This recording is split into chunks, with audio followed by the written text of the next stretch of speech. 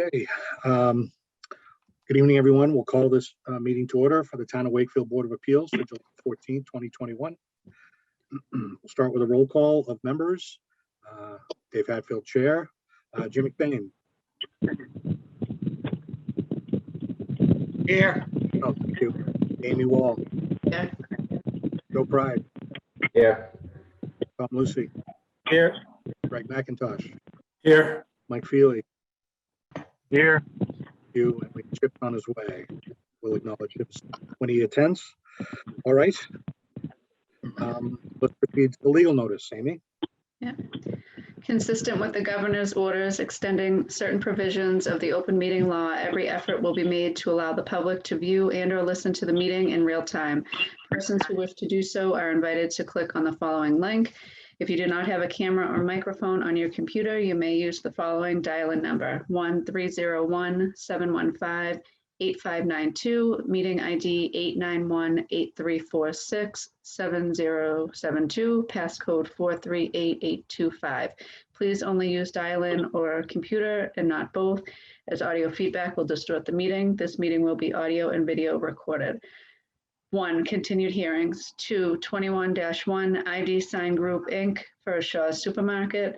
Application for a special permit under Article 13, Section 190-77B2A of the Wakefield zoning bylaw to keep a wall-mounted sign on the front facade of the building. The property is shown as map 17, lot parcels 008-192 of the assessor's map and is located at 134 Water Street. 3, 22-2 Douglas L. Heath, application for a variance under Article 10, Section 190-66 of the Wakefield zoning bylaw to allow an addition onto a dwelling. The property is shown as map 07, lot parcels 120-149 of the assessor's map and is located at 28 Stedman Street. 4, 22-3 HB Development Corp. Application for determination and or finding with respect to a continuation and extension of non-conforming uses under Article 9, Section 190-50 of the Wakefield zoning bylaw to raise a legal non-conforming existing two-family dwelling and reconstruct a new two-family dwelling on the premises. The property is shown as map 25, lot parcels F1A of the assessor's map and is located at 26 Atwood Avenue. 5, 22-4 Richard F. Morris Jr. and Christina Morris, application for determination and or finding with respect to a continuation and extension of non-conforming uses under Article 9, Section 190-50 of the Wakefield zoning bylaw to construct an addition onto the existing single-family dwelling. The property is shown as map 3, lot parcels M21 of the assessor's map and is located at 84 Elm Street. Board of Appeals. Thank you, Amy. You're welcome. Okay, as is common the case, we have received requests to continue a few of the matters on our agenda this evening. So we'll take those up first in case anyone was here for them, and I'm sure there are. From Attorney Brian McGrail, dated July 14, 2021, regarding Crescent Commons Development LLC at 44, 46, and 48 Crescent Street, Wakefield, case number 21-37. Requesting that we continue the matter to our August 18th, 2021 hearing in order to provide additional time necessary to address comments from the Board of Appeals appointed sub. I move we continue to August 18th. Mr. Second. Chairman, just a point of order. Yeah, Brian. If I think, with all due respect, I think you're required to take a roll call of board members in attendance. I don't know, maybe I missed that. Oh, we did it. Oh, my bad. I stepped out. I apologize. I just Oh. don't want to have a defective meeting. Thank you. Right. I'll Thanks, move on. Brian. Appreciate the reminder. Although if Mr. Tarbell is here, we could acknowledge him. Is he here yet? Because he was not here when we did the roll call. Chip? It looks like he's connecting to audio. Yeah, okay. So for the record, we'll acknowledge Mr. Tarbell when he's able to dial from here. Okay, So my motion stands. thank you. And it was seconded. Discussion? So Brian, I think the hope was that there would have been subcommittee meetings after our last hearing, and that has not happened. Are we confident that we're going to have at least one, if perhaps not multiple, subcommittee meetings before August 18th so that we can proceed on this case? Yeah, I believe so. We will. Yeah, the subcommittee members, I don't know what their vacation schedules are. I just want to make sure that they're gonna be around in the next few weeks. Okay, I would certainly work that offline because we have to also include our consultant now, Ezra. Yeah. And I think you wanted the Lieutenant Anderson for TAC if the meeting got into some traffic aspects. So Correct. there's couple other people to coordinate with besides. Yeah, we do anticipate having meetings. Our group is meeting alone this Friday to try to move this forward. Okay. Thank you. Mhm. Any other discussion on the motion? All right, all in favor by roll call. Tom, Aye. Amy, Yes. Jim, Yes. Joe, Yes. and I vote yes. So that is unanimous. So if anyone's here for Crescent Commons, which I imagine they might have been, we will hopefully hear that on August 18th. Next letter from Attorney Brian McGrail dated July 14, 2021 regarding Elite Metal Framing and Construction, Inc. at 611 Salem Street, Wakefield, case number 21-38, requesting that we continue this to our first meeting in September, which will be, let's get the date so everyone's clear on that. That will be September 8th. And that we're I'll move we continue to September 8th. one second, I just want to read the full letter here because there's another aspect to this. But thanks, Tom. Still in the process of working with the building inspector to resolve the matter. Please also note this letter confirms on behalf of his client that they agree to extend the time for the Board of Appeals to render and or file a decision until October 31st, 2021. As you know, I don't think we've actually formally opened this case, if I'm not mistaken, Brian, right? No, and without getting into the details, this is an enforcement issue with the building inspector, and we're trying to resolve it. We're working with Ben in that regard. Right. So, So it's perhaps we'll hear it at the first meeting, and also if we need more time, they're extending the time for us to render a decision should it come to that till October 31st. So with that, the board, the chair would entertain a motion in that regard. Dave, I don't know if you've seen, I'm here now. Oh, okay. I'll still move that we continue this. Oh, I'm not making any motions. Feel free, Tom. Was that your motion? Yes. Second. Thank you. Any discussion on the motion? All right, Tom, Aye. Amy, Yes. Jim, Yes. Joe, Yes. and I vote yes. All right, so that's unanimous. So if anyone's here for that case, may be heard September 8th, or at least it'll be on our agenda for September 8th. Next, from Attorney Brian McGrail dated July 14, 2021, SGD Management Group LLC, 97 and 99 Water Street, Wakefield, Mass. Case numbers 21-43 and 21-44. Requesting that we continue the matter to the meeting on August 18th. Still in the process of working on revisions requested by the Wakefield Municipal Gas and Light Department Board. So I move we continue to August 18th. Second. Thank you. Any discussion on that motion? All right, all in favor, Tom, Aye. Amy, Yes. Jim, Yes. Joe, Yes. and I vote yes. So that too is unanimous. So if anyone's here, What am for, I in timeout because I came late? Wow. I'll bring you back in a moment. Just trying to get through the early continuances. Don't worry. Your room. Okay, so I know there's one more that will be brief, but I guess we'll discuss it briefly, Brian, and then we'll move on from there. But before we do that, I will acknowledge formally for the record that member Chip Tarbell is now present and accounted for us. Welcome, Chip. Okay, so our first continued hearing is 21, 41, and 42 at 62 Foundry Street LLC. thank you, Mr. Chairman. For the record, Attorney Brian McGrail representing 62 Foundry LLC on the application at 62 and 76 Foundry Street in Wakefield. I know my client, Mr. Melanson, who is the principal of 62 Foundry LLC, is on here somewhere. I think we're going to be, oh, there he is. Hi, Brian. I think we're going to be fairly brief on this. We submitted, as you're aware, multiple documents last week in hopes that we were going to be able to close this matter out with the board. And really all the material that we had, that the board had asked for. There was outstanding, waiting for a memo from the TAC, which I understand was delivered today. I have not seen that yet. We have not, I have not seen it either. Oh, Brian might be frozen.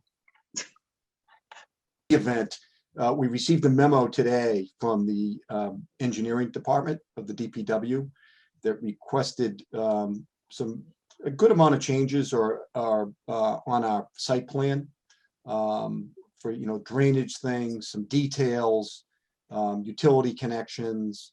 One which was kind of a, you know, an appreciative thing that they pointed out, that, as you know, with a lot of these properties on Foundry Street, a significant benefit to the development of the properties is the cleanup of the significant hazardous waste in the area.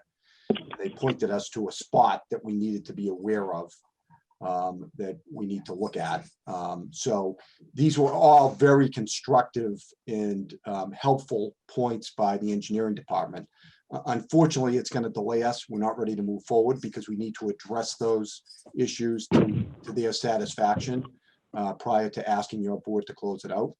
So we're looking to continue this until the 18th of August. That should be plenty of time to satisfy them with their concerns. And again, we have no issue with them raising these issues because they're all positive for the project from the perspective that we agree that they should be addressed.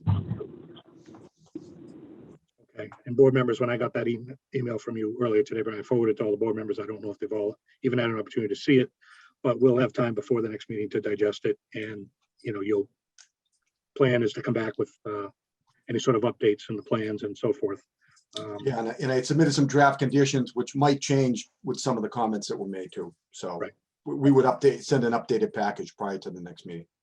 Okay. With everything. All right, that sounds reasonable. Any comments, board members? No.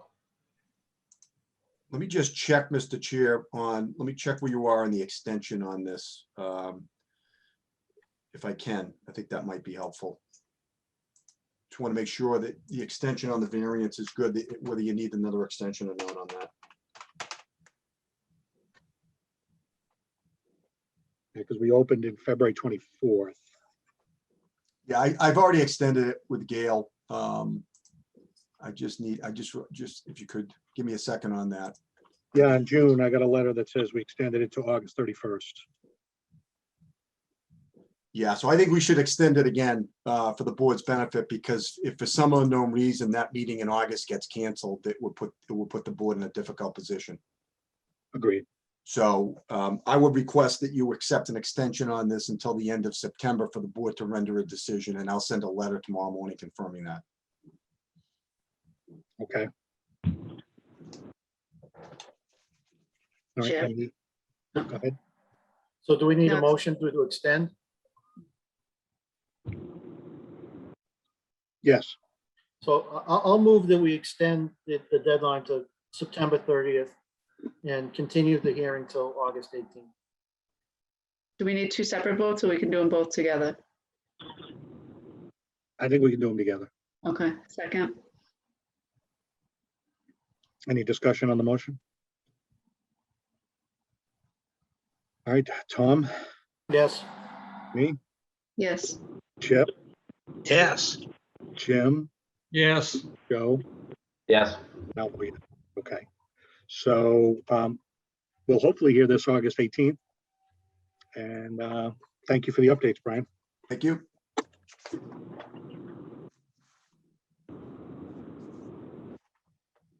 Okay.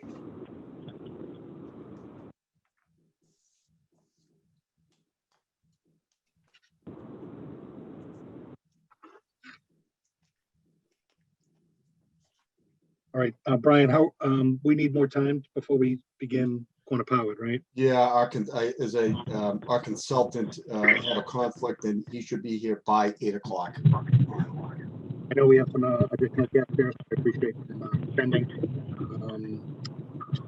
Lions, and we should have fire chief and the police chief. Yep, I see Chief Scory, and 11 here, I don't know. But anyway, we do have 3 additional guests that were discussed at the last hearing, but would ask you to just appreciate your patience with us here. We do need the consultant here. Again, this could take a couple hearings out of order until everyone's here and present to continue. So Brian, do you have a preference or just in the order they're in the agenda? You're on mute. Brian, you're on mute. Whatever the preference of the chair.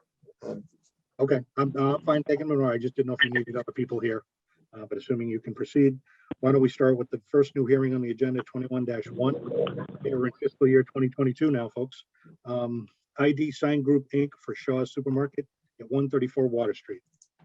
Good afternoon, everyone. We're trying to apply for a special permit for a Shaw's drive up and go sign to be installed on the building for people to know the location to pick up their food after they order it.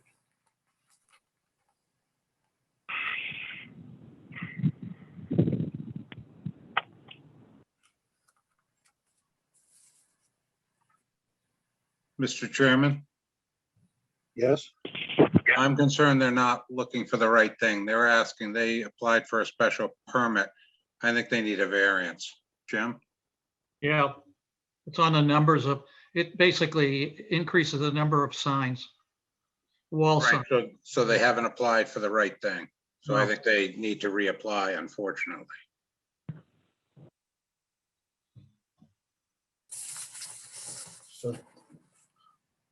So this application that they filed was for a special permit and not a variance, is that correct?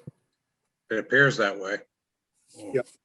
It has to do with the number of signs on the building. When this originally was approved, there were multiple signs on there that went with the original approval with the project. Now you're exceeding that number basically by asking for more.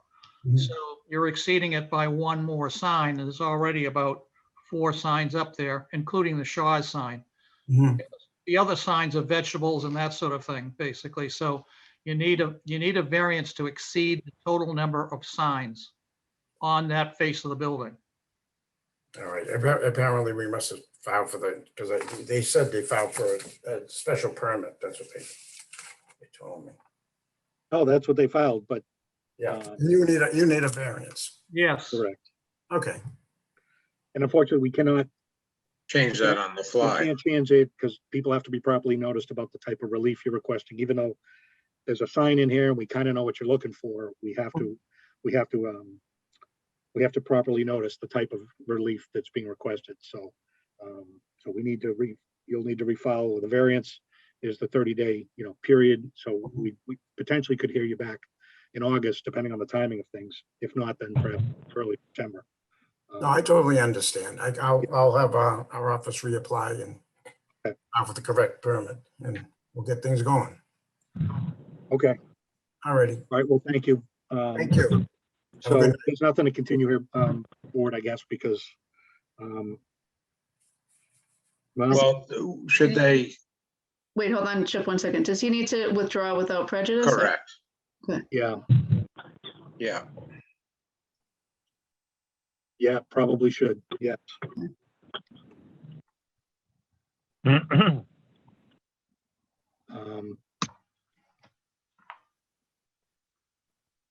Yeah, I think that's the proper course. Is to withdraw this application formally and then reapply. And then we would hear that, and then this case gets closed, right? This existing application gets closed. So, Chip, do you want to make a motion? Sure. I move that we allow them to withdraw this this special permit application without prejudice. Second, Thank you, Amy. Any discussion on the motion? All right, regular voting members, Chip, Yes. Amy, yes. Jim, Yes. Joe, Yes. and I vote yes. Okay, so now this one's off the books, and when you reapply, we'll see you back again. Okay? All right, thank you very much. You're welcome. Good night. You too. Okay.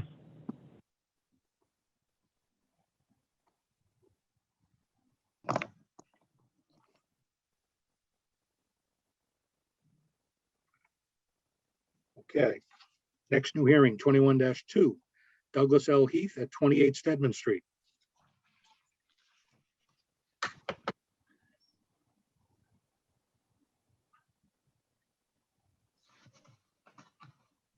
Brian, is this with you? No, No, I'm sorry. Okay. Let's see. Where's Mr. Heath? Is he with us? I thought this was one of yours. Sorry, Brian.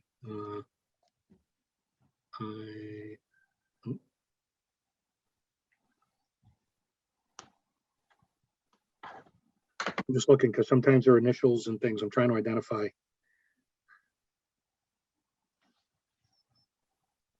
Just last call here. Douglas Heath, are you here? If not, we'll circle back. Maybe soon we'd be doing other matters before his, but all right. We'll put that one aside for now. We'll come back to it. Can I ask a question? Yes.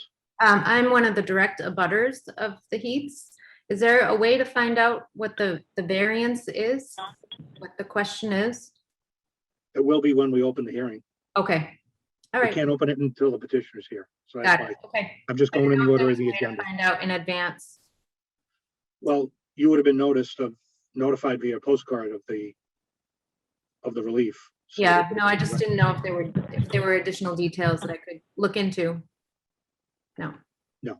Okay, All right. Atwood Ave, is that one of yours, Brian?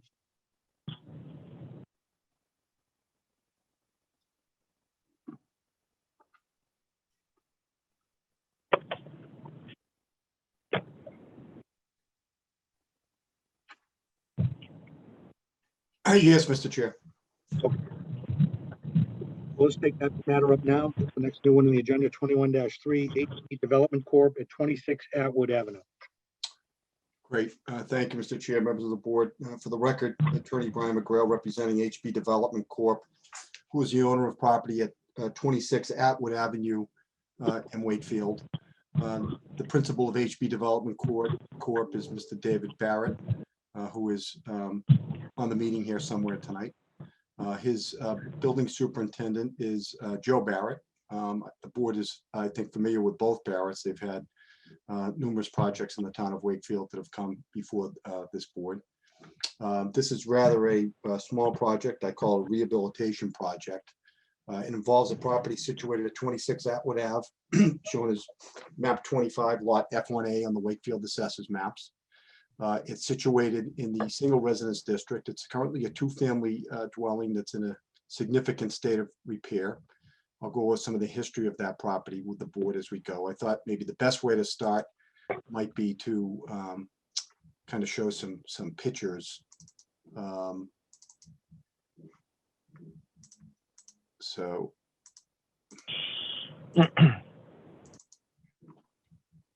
this is Atwood Ave. To kind of explain where it is you're going down Main Street across from the Hallmark Health Building. You would take a right on Foster Street, and then you take the immediate left right after the railroad tracks, like exactly parallel to the tracks Atwood Ave runs. And at the end of Atwood Ave, so on the left side as you're driving down, are really the railroad tracks right there. And then at the end is this long driveway that goes up the hill. You can't even really see the house, and it's buried back here in the woods. And so this is kind of the approach. I wanted to give the board an idea of how you approach it.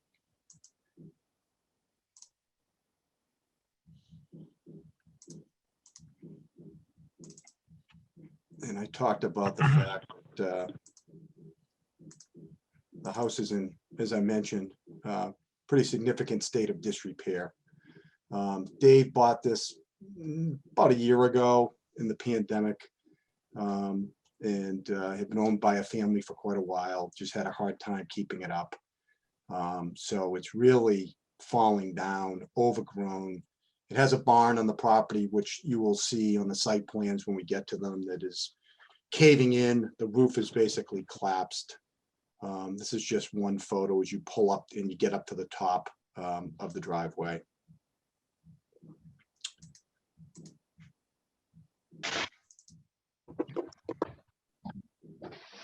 One more photo.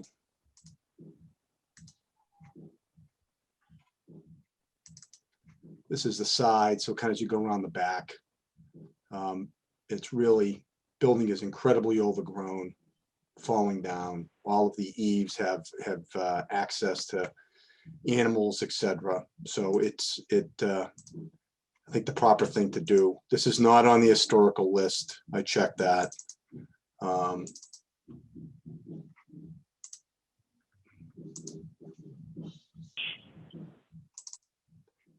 As I've mentioned, kind of there's access points in the building. So that gives hopefully the board an idea of the property. Let me just get to the next aspect of this.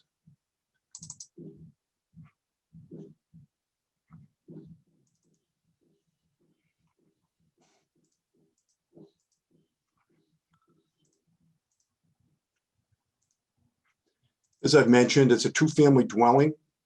From what I can see, it goes back to the Ellis family very early on. I pulled all the assessors' old records on this property. So this shows 26 Atwood. I went over this with Jack Roberto quite a while ago before he retired, because Dave has been looking to do something with his property for some time. And then we went through the pandemic, etc. Jack and I figured that we think it used to be numbered 7 Atwood. We went back on those street lists and showed 2 families, but this is the assessor's card going back to 1957, shows a 2-family dwelling. And that property, so that's the old assessor's card. And then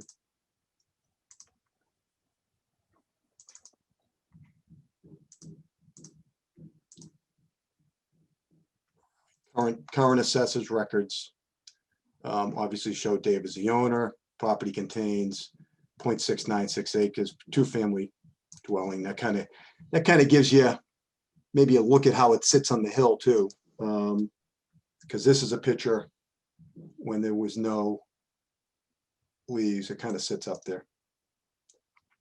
So hopefully I'm giving the board some helpful background. What Dave is looking to do, I'm going to go to the site plan.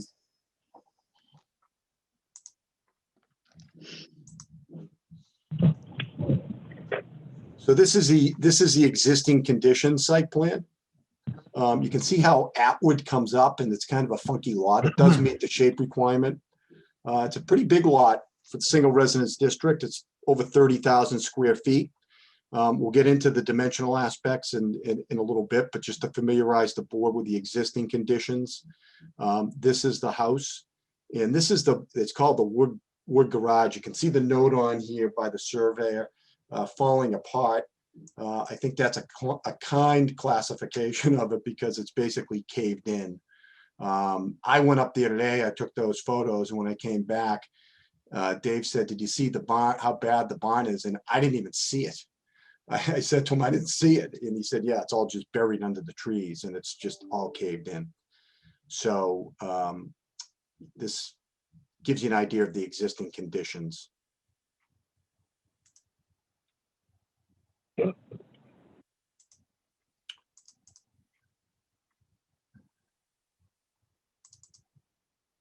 Okay.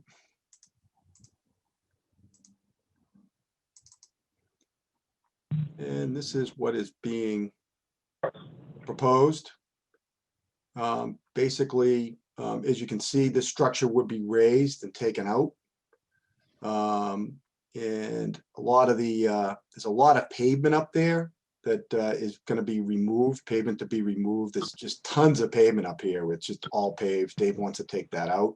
Existing house to be removed, and then reorient this house facing Atwood, kind of give it more of a direction.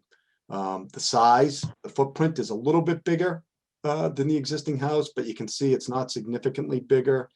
And when you factor in the removal of this barn, there's actually a reduction. There's an in the pavement, there's an increase in open area. So we've done a zoning chart on this. And even though it's a two-family dwelling, it is in the single residence district, so it does need to meet those requirements dimensionally. As the board is aware, the front setback requirement in that district is 20 feet. The existing is 50.9, proposed is 25. So it would go closer to the front setback, but it would meet the requirement of the district. The side yard setbacks is 15 feet. And currently the nearest is 54.5. We're gonna well exceed that on both sides, 39.9 feet. Rear setback, same thing, 25 is required. 31.7 is existing. Dave's gonna pull away from the neighbors out back by quite a bit with this structure. So the rear setback is actually gonna be increased by over 50 feet to 89.2.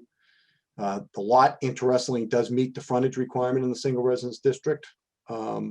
100 is required, it's 156.9. Lot width is met. Minimum lot area, 12,000 is required. As I've mentioned, this is a significant lot, 30,096. Not going to exceed the stories of 2.5. Building coverage, 30% coverage is allowed. Existing is 7.7. Proposed is 5.6. As I've mentioned, I don't want to deceive the board. The house that would be built is a little bit bigger than the existing house, but since this is going away, the barn, that's what reduces the building coverage for the lot as a whole. Minimum open area, 40% is required, 79% is existing. We're going to increase that to 90% because of all of the removal of the pavement. So with all due respect, we look at this as a pretty straightforward finding. We would request that it be found on that number one, that there's no intensification of the existing non-conforming structure or use. And then a second finding and with that even if it were to be, it's certainly not substantially more detrimental. Meets all the requirements, there's no variances being requested. And I think it will certainly be an improvement to the neighborhood. It will put this property back into use and increase the tax value. We also did submit just some rough architectural plans.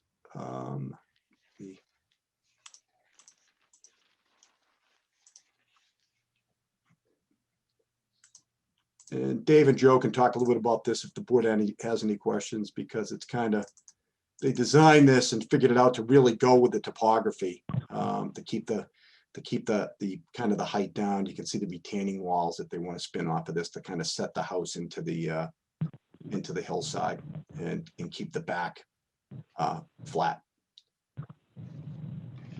So we're happy to answer any questions that the board may have, Mr. Chair. Okay, thanks, Brian. Hope that provides the information that you need. Brian, I have a quick question. Can you go back to the plot plan? I think I have it here, Amy. Which one do you want? The proposed. Okay. Please. So just a quick question. Since the house is being turned, now is the back setback, now that's to the right as opposed to the bottom? Or does it? It was say- always, the setbacks are determined by the lot, not the structure. So since this is our frontage, this was always the real outline, no matter how the house faced. Got you. Okay. Thank So the reason it was so close, Amy, is you can see the footprint since it was turned sideways. you. It really went up right against this butter, and that's Rose Priest, who was here tonight. I believe in support of this because she's going to get much more of a setback from what she has now. Thanks, Brian. And Brian, because even though there's a single family residence district, this being a pre-existing non-conforming structure and use as a two-family, it can be rebuilt as a two-family. It can, yes, yep, because the use is grandfathered. Okay, I just want to be clear on that. I think this has come up before, but Yep. not that often, so I just want to be clear. We've done the single family raise and rebuilds and two families in the general residence, but just want to be clear on the nature of the single-family residence. Yeah, that's why I showed you the history and how long it's been gone back as a two-family use. Mhm. Okay, thank you. Brian, the average mean, I don't know what the average mean grade on this thing is, but you got a height limitation on the peak of the roof. And given the topography around this, I think someone's got to run a calculation at the foundation's edge to see what the average mean grade is to make sure to meet that requirement on height. Because the drawings basically of the building show the grade pretty much straight, just a few feet below ground level. And that's not really what the topography is showing on your drawing.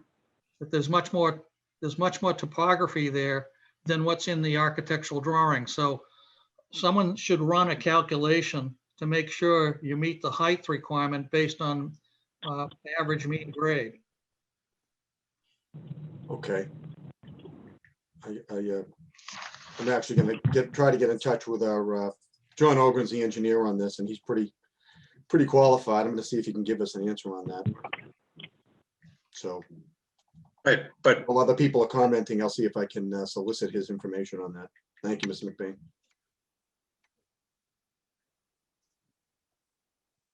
Jeff, were you going to add something or ask a question? yeah, I was just gonna say that's a building department issue, not a zoning issue. Well, The height requirements. No. We basically, for a two-story building, basically have requirements as to what the height is in the zoning code. Right, but But how you calculate it is up to the building department. Yes. right, so whether we approve it, he still has to get a building permit. Yep. But I don't want anybody to be deceived by what's in the submission. Because the elevations of the building do not match the profile on the civil engineering drawings.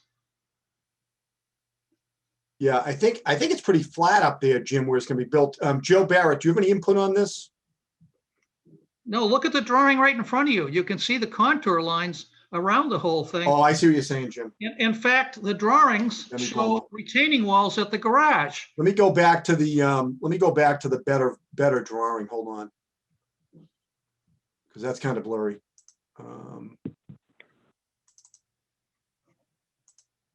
Right, it's just that there's a height requirement that has to be met. Can't exceed that, and how they figure it, whether it's that driveway or, I think it's the average, isn't it, Yes, it's Jim, Yeah. average, Wakefield? it's average mean grade. Right, Yeah. How you doing, guys? I'm here, Joe Barrett, if you need any questions. But, Yeah, go ahead, Joe. Maybe you can give some insight on this because I mean, you're gonna build it. Yeah, I mean, Jim's right. It's average mean grade, and we can definitely make sure that we show that we meet that. I know the drawing, these are preliminaries, so I can get John to do a calculation on that with the height of the house and make sure that we're within that, definitely. I think what Jim's saying, Joe, is, and I appreciate it, he's saying, just be careful because if you get an approval and then we find out that we can't do it, we're gonna be back here again, No, definitely. reapplying. So, the question is, are you confident we can meet the requirement, or would you want to look at this to make sure that we do without making a change? No, I'm confident we can meet it. Yeah, For sure. and I've got John Ogren calling in too, so I'm gonna see if he can hop on. I mean, we'd potentially be making a finding that, that, you're not increasing the non-conforming nature. So, and if you were in some way, which would include the height, not necessarily the 2.5 stories, that it wouldn't be substantial. So I think we just need to be clear. Yeah. That, as long as you don't exceed the required height per those calculations. Because if you did, then it would put us in a tough spot if we said it wouldn't be substantially more detrimental, and then you build something that's too high.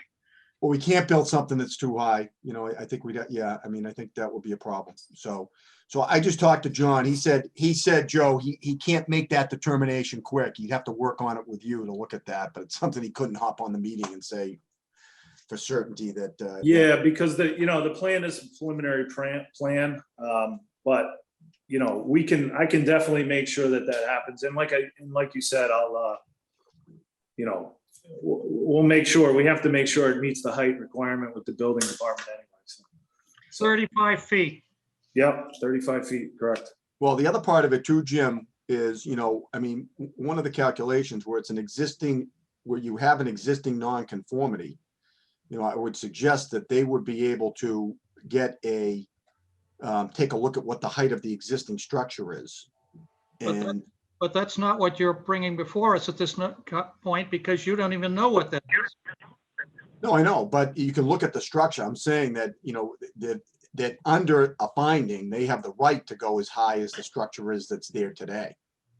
Yeah, but I don't think that structure is as high as this one is, because it was on a flat terrain basically in that house. So I think your average mean grade is probably, lower basically than what this is. But anyways, if you're saying everything's fine, then, we're just dealing with the condition that's there. So, be aware, 35 Well, feet. they can also create their own mean grade because they're grading around this thing. To some degree, there are some issues basically where people have done that. And legally, basically, it's caused a problem. So, it is what it is. And eventually we'll end up with the building department. You're absolutely right. Well, Joe, you're comfortable that you can meet the requirement? Yeah, I would just say, one thing that is I understand it has to do with the mean grade and the height of the building part. In the building, we are moving the house down the hill. So it will not be as high as the house that is there now, but it definitely will make sure that it does not exceed the 35 feet in height with the mean grade, which is the way that is, required by the town. Yeah, and Joe, I mean, the height isn't above sea level, it's above the ground. So the fact that you're moving it down doesn't matter, really. Yeah, no, I understand that. I'm just saying, Thank you, Brian. Yeah. picture of that, it's not gonna look, I understand it. It has to do with the mean grade and everything. So we can meet it. I'm confident with that. So if you, Okay. I mean, if we can't, we're gonna have to come back. So, we Yeah. recognize that we'll have to deal with it. there's ways to lower the size of the house. Right now, I don't know if it has a 9-foot ceiling on the first floor, an 8-foot ceiling. I can change that stuff. I could decrease. There's no living room space in the roof. I could, cut the pitch down in order to make that stuff happen. It's pretty simple. So we can hit the 35 feet, no problem. I don't see a problem with that. Okay, thank you. Any other comments, questions, board members?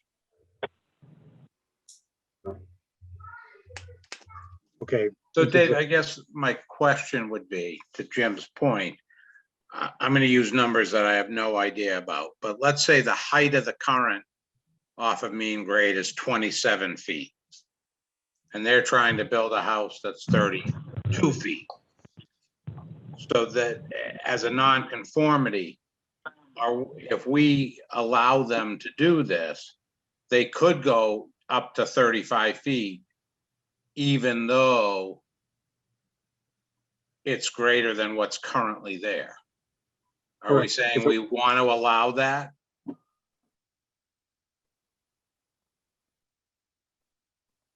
Well, they've asked basically that they're pretty much in conformance That's right. with a single family. So, they, to my way of thinking, basically, 35 feet is the limits. So if they can build within that, But we don't care what's there now.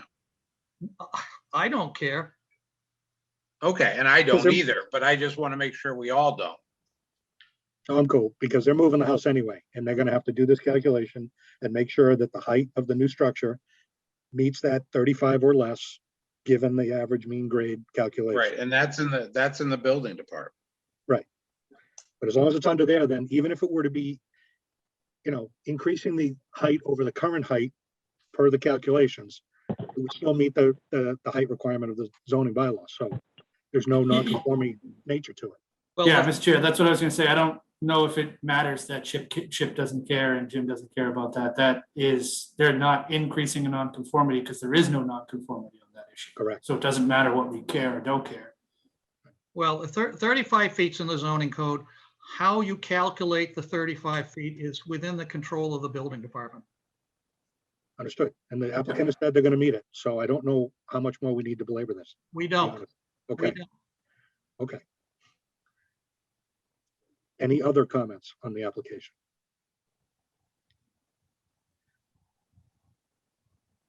Okay. So at this time, we'll open it up to public testimony. If any member of the public has a comment or question, please raise your hand in the Zoom meeting and I'll call on you. Wakefield Roots. Can you just state your name and address for the record, please, after you come off mute? Sorry. So yes, we are Harlan and Laura Root. We reside at 23 Atwood. So we abut the, the proposed, we abut 26. So I have spoken with Joe Barrett about this, and we are in favor of it. It will clean up, especially that barn is it's currently a hazard. And the old house, the current structure is pretty high. So especially if they're moving down the hill. Anyways, I guess I'm not qualified to speak about the issue you guys were just talking about. But basically, we have reviewed the plans. We've had conversations with them, and we are in favor of the proposal. Okay. Thank you, Harlan. Bronwyn Delavope. Hi there, Bronwyn Delavope, 8 Cyrus Street. Yeah, I just had a quick question.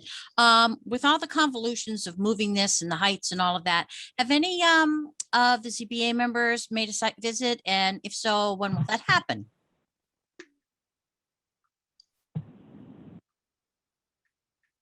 I happen to have lived in the neighborhood for a number of years, know the site, and went by it the other day. And the pictures are what it is. Okay, is it standard for something like this for people to go just take a look-see in person? Yes. Yeah, Sometimes. I go by most of the sites. Okay, So thanks, that's I great. also went down there and do the same thing, most of the sites too. Excellent, thank you very much. You're welcome. Anyone else? Hello? Let's see if they can hear me. There's Rose. Let me just see. Yes, Yep, it Rose. is. Okay. Can you state your name and address for the record, please? Rose Priest, 1 Hickory Hill Road. And I abut on the other side. I think on the site plan you saw me. Mhm. And I'm very much in favor of this. I am directly next to it in the garage. And this has just been in this condition for a few years. I know they've had some issues over there. So it would be great to have something much nicer looking than what exists there right now. And it's been in this condition for a few years.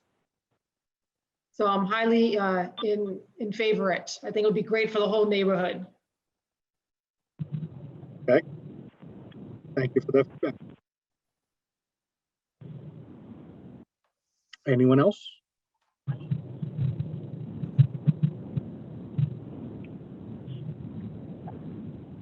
Okay, seeing no other hands, we'll close it to public testimony. Back to the board. We need a two-part finding has been requested in under 19050A.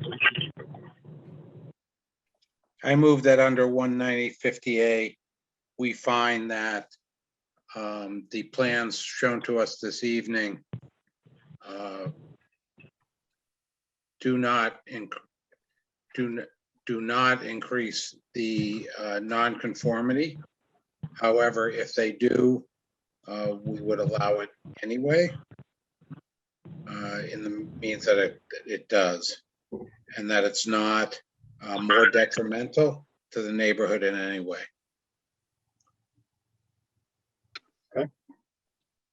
Second. Thank you. Any discussion on the motion? Okay, regular voting members, Chip, Yes. Amy, Yes. Jim, Yes. Joe, Yes. And I vote yes. So that's unanimous. Thank you, Mr. Chairman. And Mr. Ogren just got back to me, said it's 31 feet. Or what it means, whatever it means. Yeah. 31 feet on a grade that isn't graded yet, but that's okay, Yeah, according to his plan. according to his plan. He's good. Okay.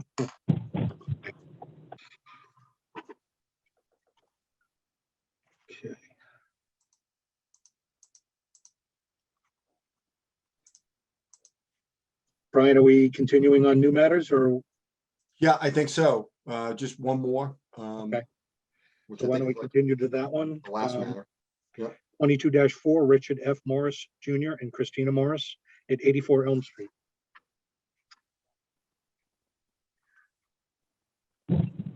Thank you, Mr. Chair. For the record, Attorney Brian McGrail representing Richard and Christina Morris, who are on here tonight. You can see them. 84 Elm Street in Wakefield. The Morrises, some of the board members might remember, were before the board back in 2018 regarding this property. And basically at that time, they were looking to raise their house completely and reconstruct the house, and they received a favorable finding to do that. Mr. Hatfield, Todd Bell, Mr. McBain, and Ms. Wall were all voting members on that. So I don't know how good your memories are. But in any event, what I thought might be a good idea, I did submit a copy of that application and the decision with this application to refresh your memories. What might be helpful is if I show the board that old site plan, just to kind of familiarize you. So this is the old site plan when back in 2018. And what the Morrises were proposing at that point was to tear down the entire existing dwelling, which is hatched, and then to reconstruct a new dwelling, which We're is. not seeing it, Brian. Sorry. Oh, sorry. Thank you, Dave. Still seeing your inbox Okay. with a That better? slew of attachments. There we go. Thank Okay. you, Dave. Appreciate it. So as I was saying, what the Morrises had approved by your board in 2018 was to entirely raise their existing single-family dwelling and build a new one. The existing single-family dwelling is in the hatched area here, and they were going to tear it down, and then they were going to build a new house which had the bold. So that's what was approved with a finding back in 2018. And that never happened, obviously. From life gets in the way of certain things, and so now the Morrises are at a different stage of their life, and what they're proposing is to maintain their current dwelling and to add on to that. So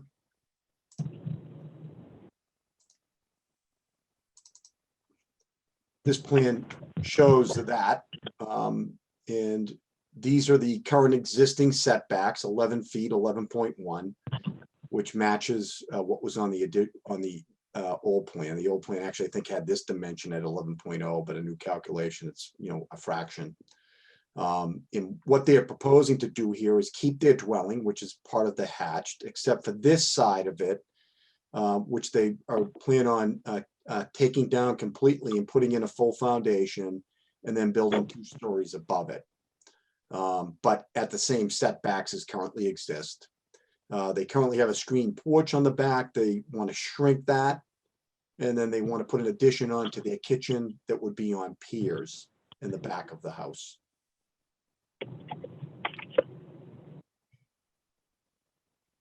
So this, as far as the zoning analysis goes, again, this is in the single residence district, so 12,000 feet are required, square feet. It has 8,000, which is a legal non-conforming lot. It has 80 feet of frontage. This, I noticed a little typo this afternoon. That should be 100. We can get that fixed because that's a required, not a big deal, but we can clean that up. It has 80 feet, again, grandfathered. The minimum setback on the front is 26, I'm sorry, is 20 is required. Existing is 26.2. And you're gonna do a few little changes here, guys. Is that why it's gonna shrink and it's gonna actually become 30? Little change to the front of the house? Rick, can you elaborate on that? I'd have to double check. That the front is not changing. Yeah, so we might need to make a, you think your surveyor made a little mistake on that? Yep. Does that make sense, Rick? Yep. Okay, so that would need to be corrected too. No change on the front, 26.2, okay? And then on the sides, the 11 is remaining.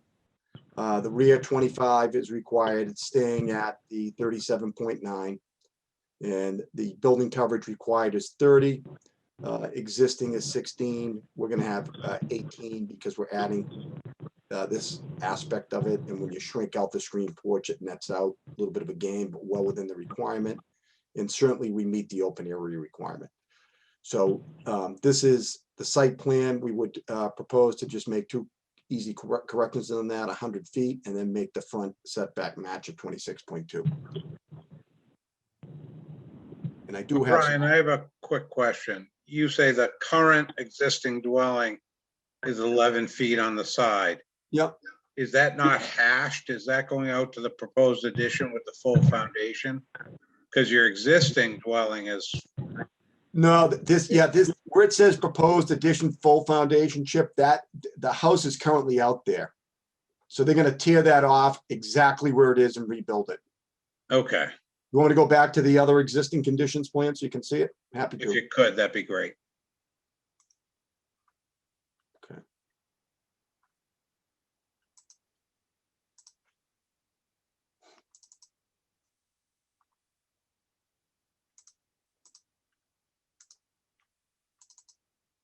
There it is, see it? Okay, thank you. So That's you're there tearing now. that whole- Tearing that whole thing down. Okay. Yeah, yeah. Tear that whole down and rebuilding it right where it is.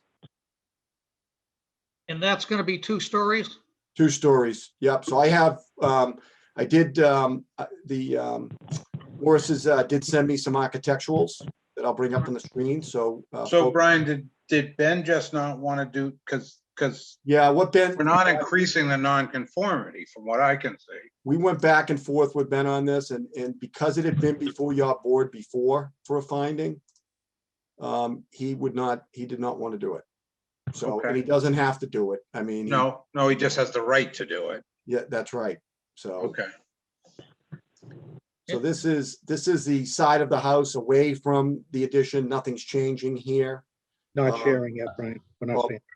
Thanks, Dave. Having a bad night with this. There you go. So this shows the side of the house where the chimney is. Nothing's changing over here. This is the screened-in porch. The addition to the kitchen is behind this. You can see it here, the back of the house. So this is the addition to the kitchen, which is on pillars, and that's why it has some lattice here. This is the screen porch in the back. And this is a 2-story from the back. You can see it. And this is the 2-story from the front.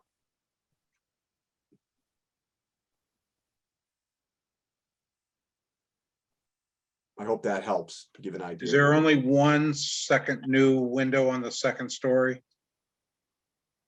Right here, Chip? Yeah. That's it. And what's that looking out onto? Neighbors, well, it's looking out to the side yard and then the neighbors. We do have letters of support from all of the direct abutters. Okay, that would be helpful. Yeah.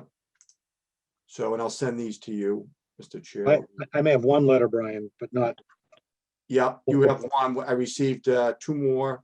I'm just curious, that's a bedroom, I assume, on the Morris's side. And I'd be curious to what it's looking out, how close it's looking out to the neighbors. Because in reality, that's the only thing that's the view from that house to the neighbors. That's the only thing that's changing. Yeah, Rick, what neighbors are those, Rick? That's the gardeners. Yeah, and you've. It's actually similar to what we were going to do in the previous work. There would have been windows there too. Yeah, and this is the support letter from the gardeners, those are butters. Okay. Addressed to the board, letters in support of the proposed renovation, the Morris family located on Elm Street.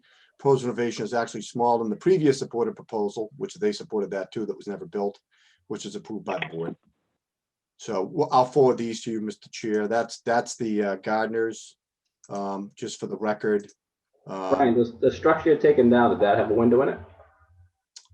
Rick, Did it already have a window? Yeah. There's a door on the side right now. So you're adding a window that's gonna be overlooking. It's the second floor that I was curious about, Joe. Yeah. Because that's the addition. Oh, the original structure is only one story on that One side? story, yeah. But if they're 11 from the lot and the other house meets their setback, they're at least 26 feet from that other Right. structure, right? Yep.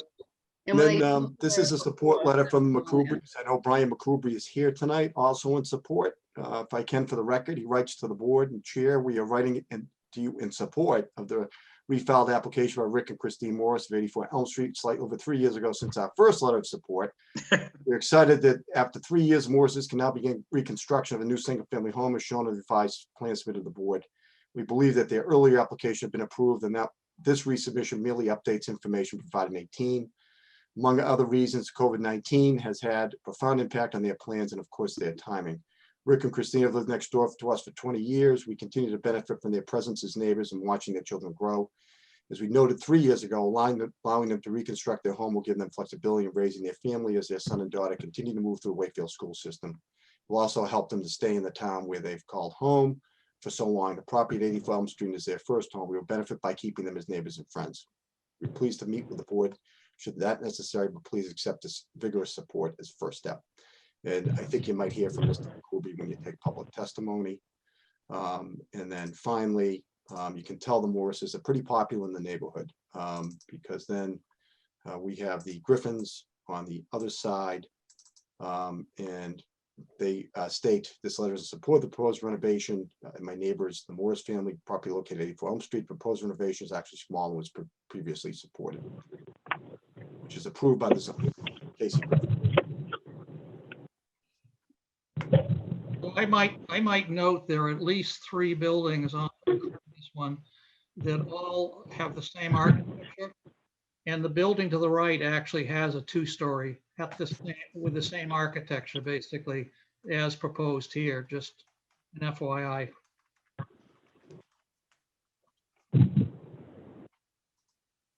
Brian, can you ensure we get a copy of those letters too? I will. For the file? And as Ms. McBain said, this might help. So.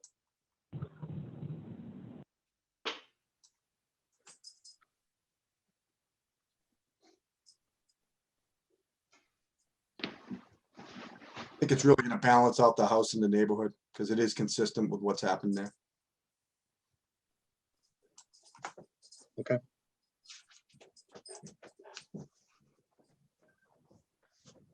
All right, thank you. Any other comments, questions, board members?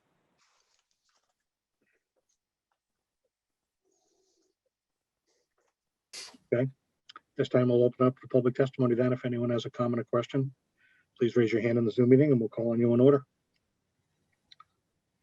Yes, Brian. Thank you, Mr. Chairman, members of the board. Brian McCoubry, 82 Elm Street. We've been neighbors of the Morrises, as I said in my letter, about 23 years. As was noted previously by Mr. McGrail and others, the project that we originally supported 3 years ago was a little bit bigger. This project is smaller.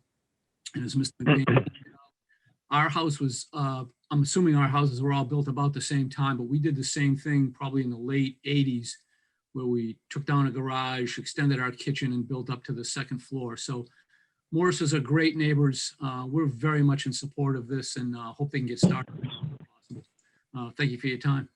Okay, thank you. Brahma Delavopi. Hi, yes. So more of a procedural question. Is this the first time the board has seen these plans? No. It isn't. They were submitted with the application. Oh, okay, so All right, because I was just wondering, because it seemed a little bit like when they were being shown on the screen that it was the first time that you guys had seen them. So it's normal operating to get all the plans ahead of time. Yep. They Okay, typically attached to the application.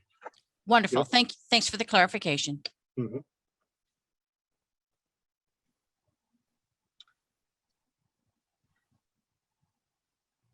Casey's iPhone. Thank you, Mr. Chairman. This is Casey Griffin from 4 Pilgrim Road, the rear abutter to the Morrises. I don't have much more to say apart from I agree with everything Brian McCoobie said. The neighborhood itself was primarily built in a colonial Cape fashion in the 50s, and a number of the properties, including my own, have had similar additions to modify the existing structure. And I think what the Morrises are proposing here is conforming the structure to the other properties within the neighborhood. So we support it. Okay, thank you for that. Anyone else?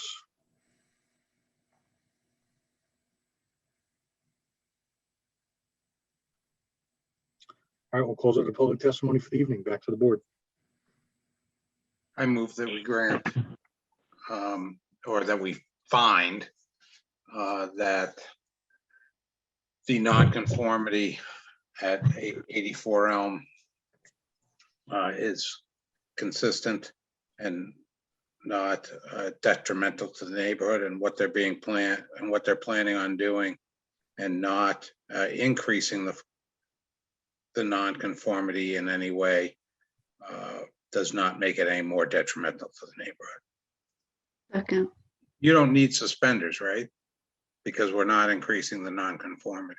I would like it, and I think you did it because you made your motion included a finding it was not more detrimental. So. Okay, and if it is deemed to be more, if the nonconformity is increased in any way, that it would also not be more detrimental to the neighborhood. Second. All right, second on the adjusted motion. Thank you. Any discussion on the motion? Regular voting members then, Chip, Yes. Amy, Yes. Jim, Yes. Joe, Yes. I vote yes. So that too is unanimous. Okay, Thank you. thank you. Good luck. Good Thank luck. you, everyone. Thank you.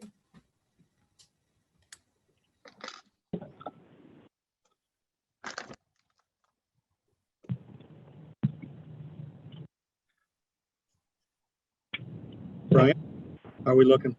I don't know. I think we're looking good. Is Matt D'Amico, is Mark here? Mark Dion, yep. Yes, Mark? I am. Oh, Yes, great. Brian. Yep. We're looking good. Okay, so we will circle back to that continued hearing then at this time. And then we'll have one more new hearing after that. So continued hearing 21-50, 51, and 52, CCF Quantapowitt Property Company LLC at 200 to 400 Quantapowitt Parkway. Great. Thank you, Mr. Chairman, members of the board. For the record, Attorney Brian McGrail representing CCF Quantapowitt Property Company LLC regarding the property known and numbered as 200 400 Quantapowitt Parkway. With me tonight is Matt D'Amico, and I believe John Sullivan, as probably a few others with CC&F. Mark Fulcher is here, as you just heard, who was our fiscal impact analysis expert. Also here tonight, that I think you're going to hear from a little bit later, is Melissa Zampantella from Action Associates, and Annie Sullivan, who was a VP Vice President at CC&F, is also here, and she'll be giving some testimony to the board a little bit later. After the last meeting, we had anticipated the possibility of dealing with traffic and parking issues tonight. We corresponded with the Traffic Advisory Committee Chair, Lieutenant Anderson. TAC is not ready to issue a report. They've requested some more information from us in order for them to be able to do so.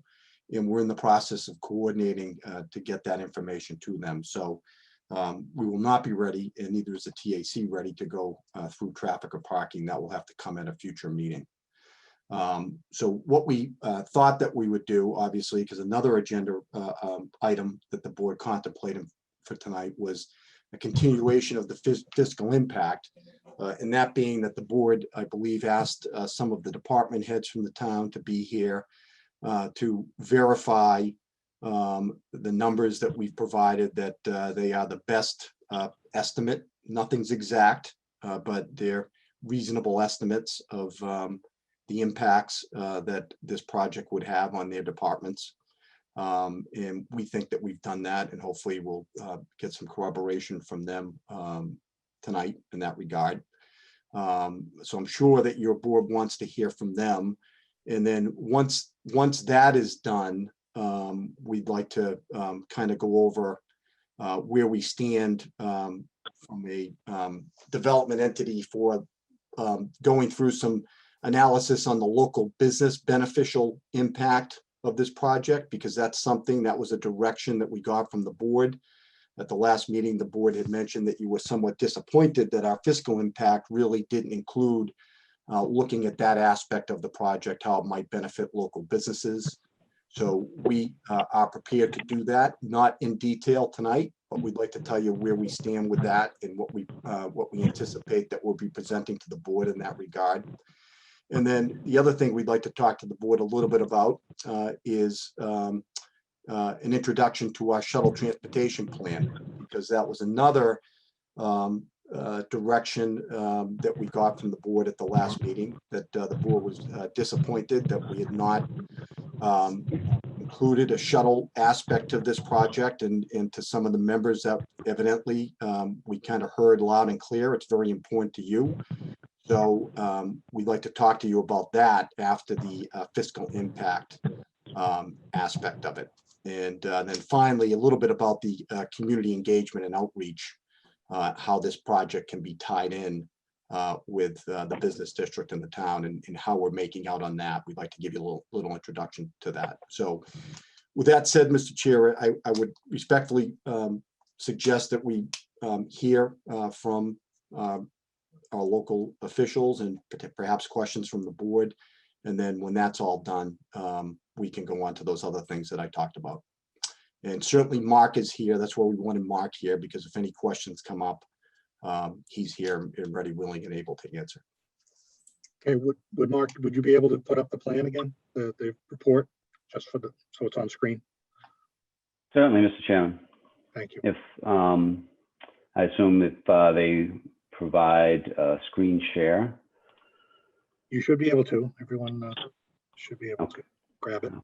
And again, Chief Sullivan, Chief Scory, and Superintendent Lyons, we appreciate your time being here. Appreciate your patience while we covered some other matters, just to ensure the entire team was here to proceed.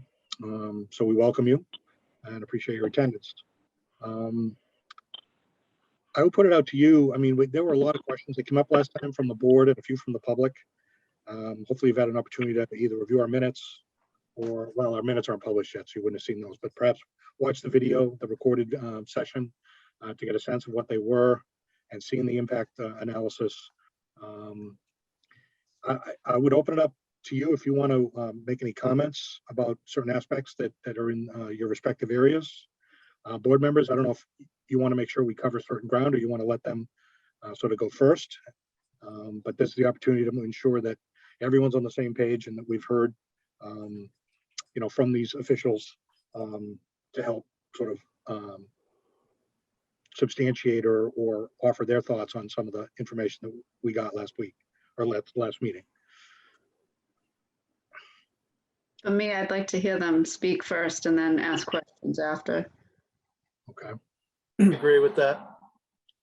Is there any one of us that you want to hear from first in particular? Nope, Chief Scory, you're unmuted, so. I win. So you win. Maybe Matt can go to, certain areas. Yeah, there we go. So if he follows along where your areas, so then we can.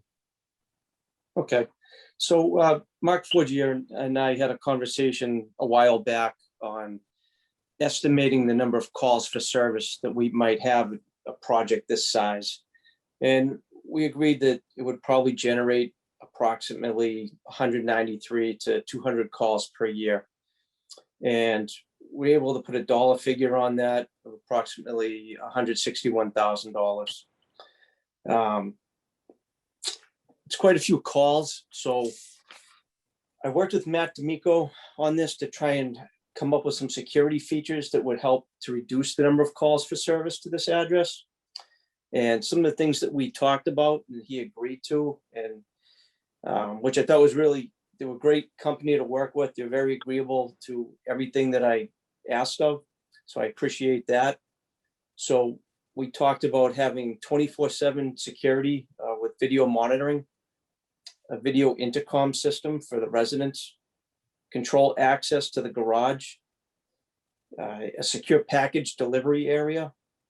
And one of the things that I requested was a police substation, which is something new. I've never requested that before, but considering the size of this project and anticipating the number of calls that we would have, it would save us time to have a place of our own that we could bring people to do interviews and whatnot.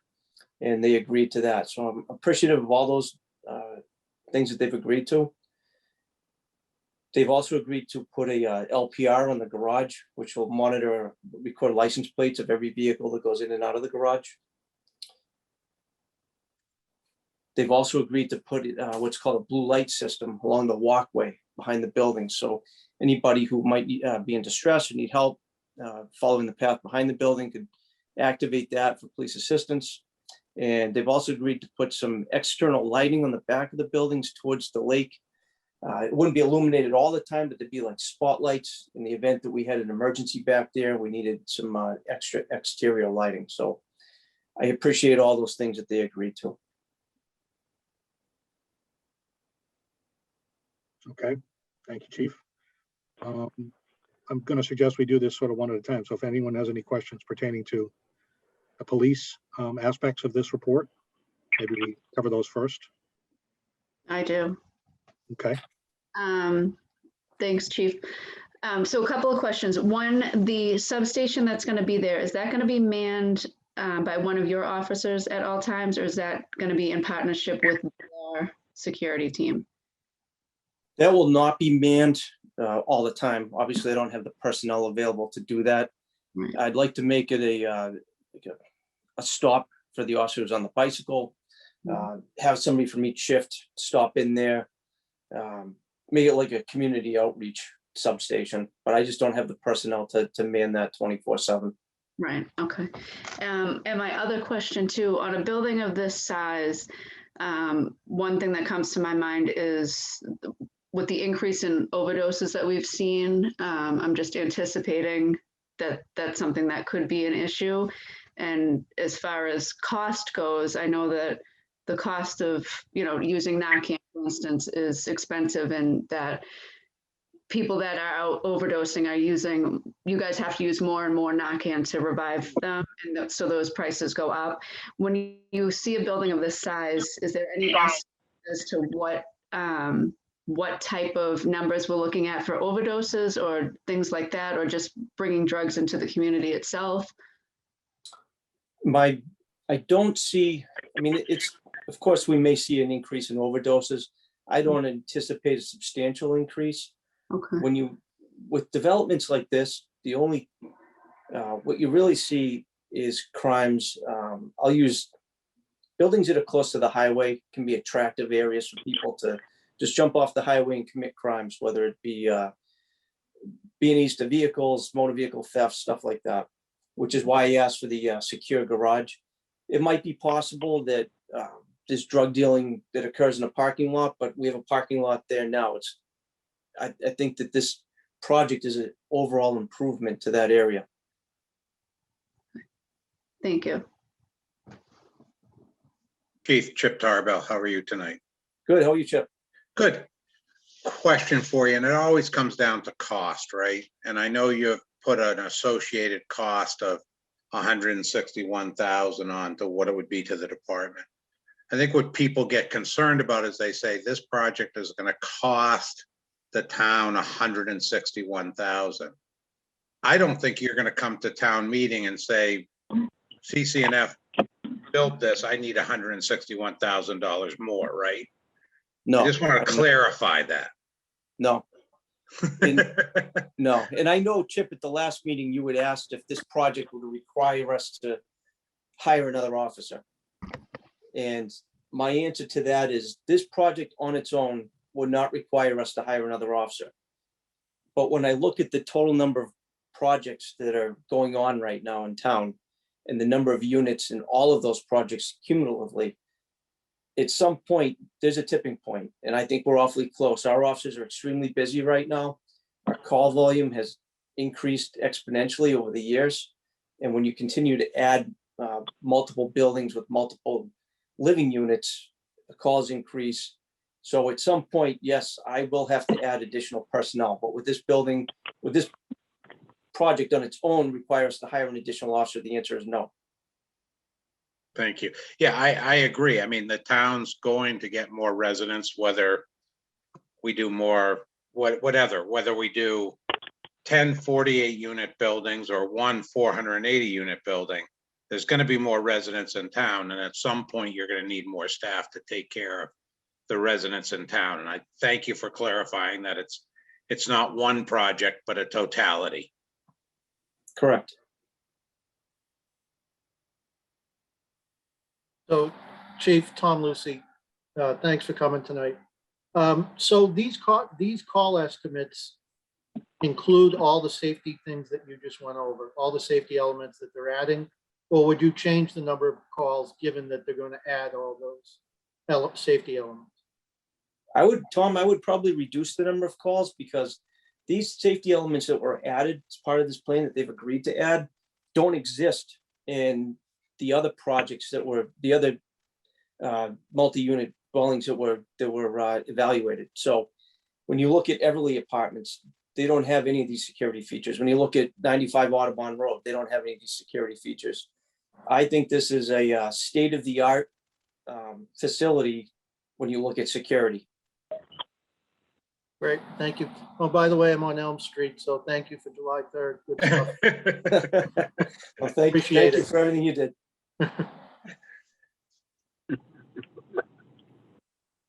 Board members?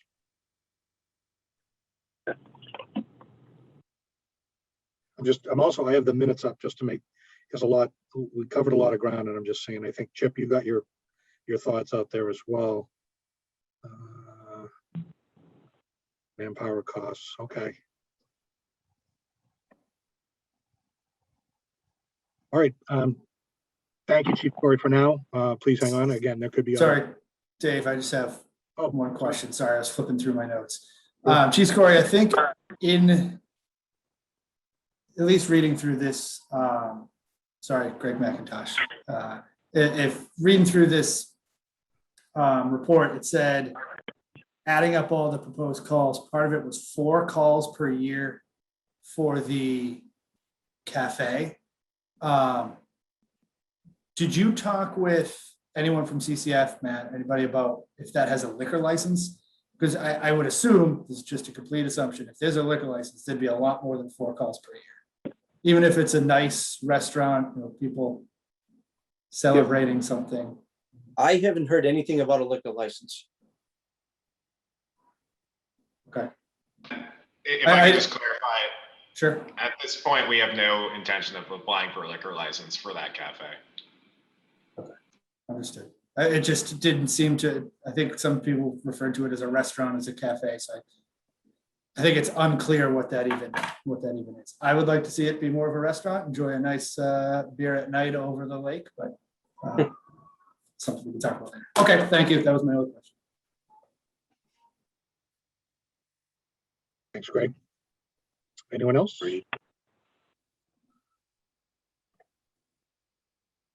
I guess I would have one question of the chief, basically, is that we're looking at, Tarrant Lane we've approved, Harvard Mill, which is going up now, 72 we're dealing with. And given what this project is supposedly provides to the chief, should we expect you to sort of give us more direction on future projects or projects that are in the pipe still and haven't been approved? For for the benefit of both the town and the benefit for the police department. Jim, I would say that we look at what CCNF has agreed to do with the security measures and we make that protocol for every project. Do I necessarily need a substation in every project? No. I just looked at the location of this where it's at the head of the lake. It's much easier to do work on site than it is to maybe have somebody come back to the police station. The same could be true of Tarrant Lane. But do I think that I would need a substation at the old Harvard Mills building? No. So that's a unique thing. But as far as the other security measures, I would like to see those at all future projects. Okay. I mean, Harvard Mill is, of course, it's got its own garage and the like. And I'm sure that if I went back at the plans, I'd find some sort of security measures that are built in there, but I don't know what the interface is with the police department directly.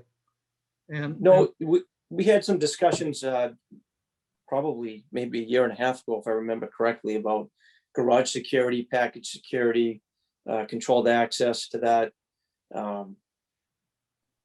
We did have that conversation, but as time goes on, I come up with new ideas and I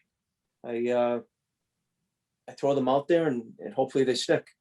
All right. Well, I hope in the future, when you're looking at some of this other stuff, in like 72 is coming up, which will be completed probably in the next 2 meetings, that any sort of feedback that you want to give now so that we can basically help you out at the project's expense and not at the town's expense. Thank you. Thank you.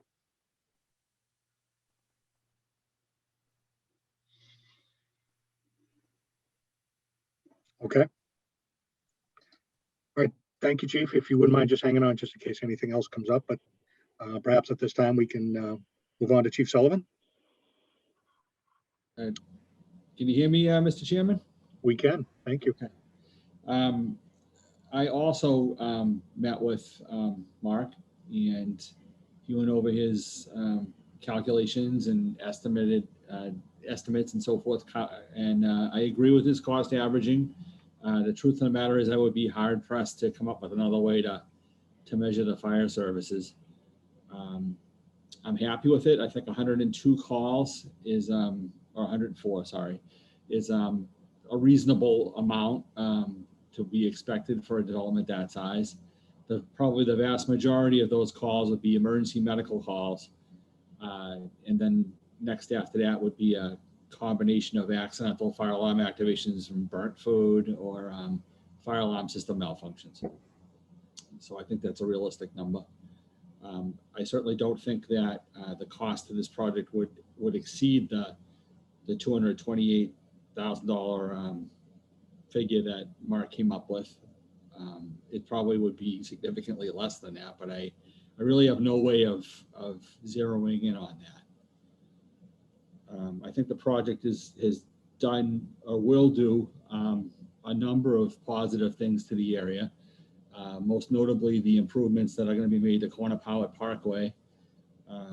Everybody knows that the condition that Corner Powell Parkway is currently in is atrocious, and that will definitely help. It'll help access the new complex. It'll help access our access to pedestrians that are walking around the lake, the footpath. We're going to have more fire hydrants in the area, which will not only be available to use if we need it for the building, but are also available for the wooded areas nearby, car fires, and possibly even an incident up on the highway.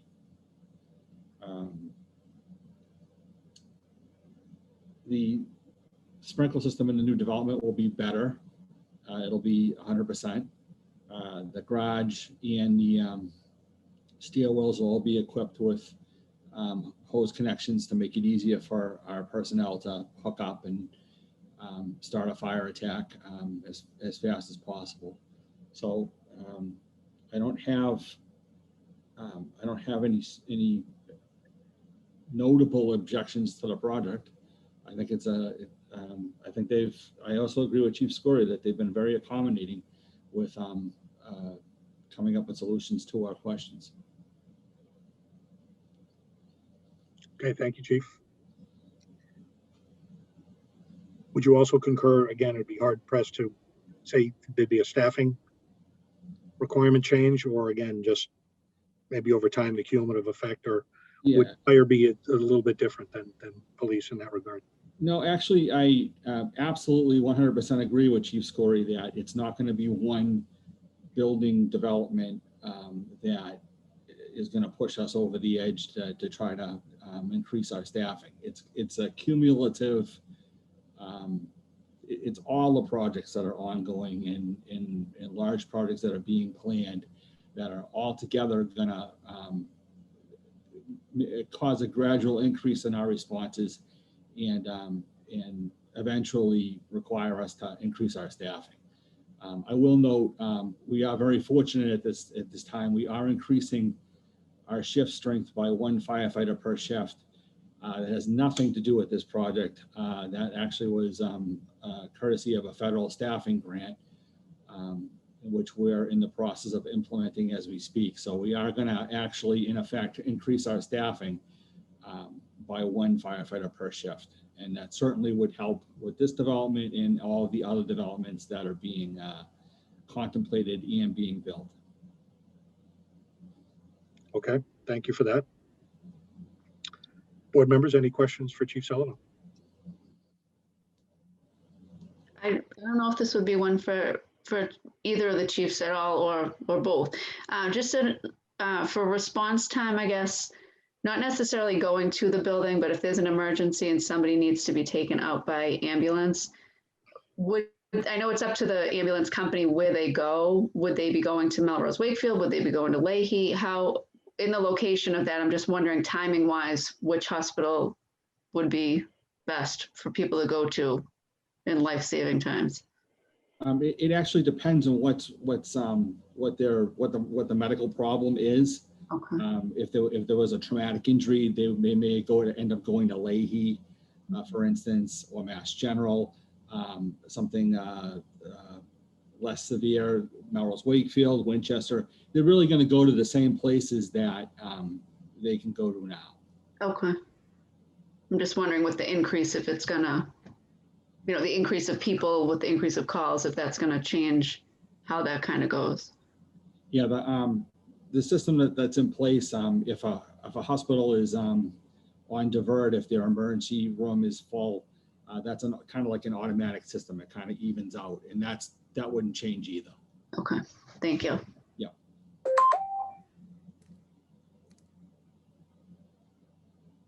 Anyone else?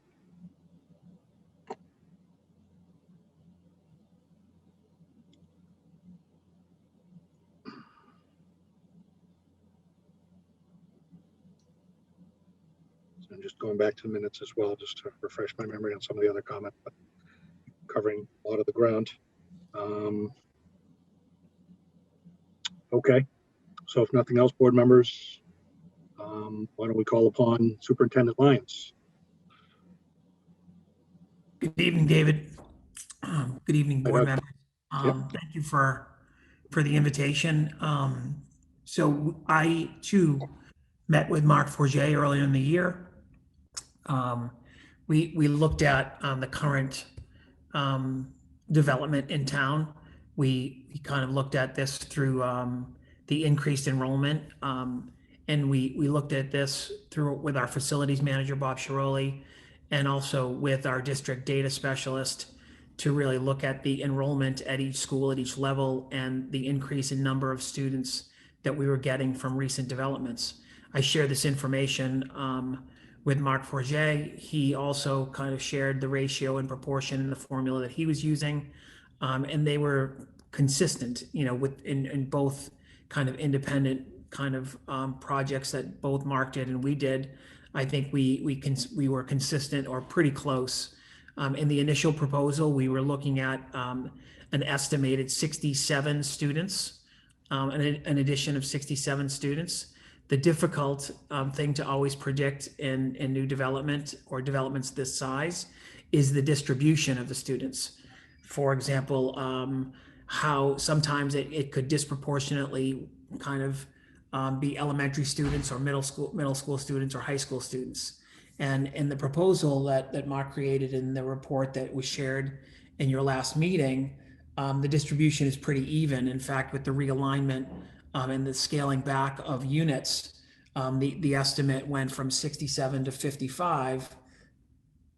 And based on Mark's analysis, is looking at 17 at elementary, 16 students at middle, and 22 students at the high school. You know, we have questions obviously about the distribution, because if it was that predictable and that clean, it would be terrific. I don't know that it ever works out quite that way.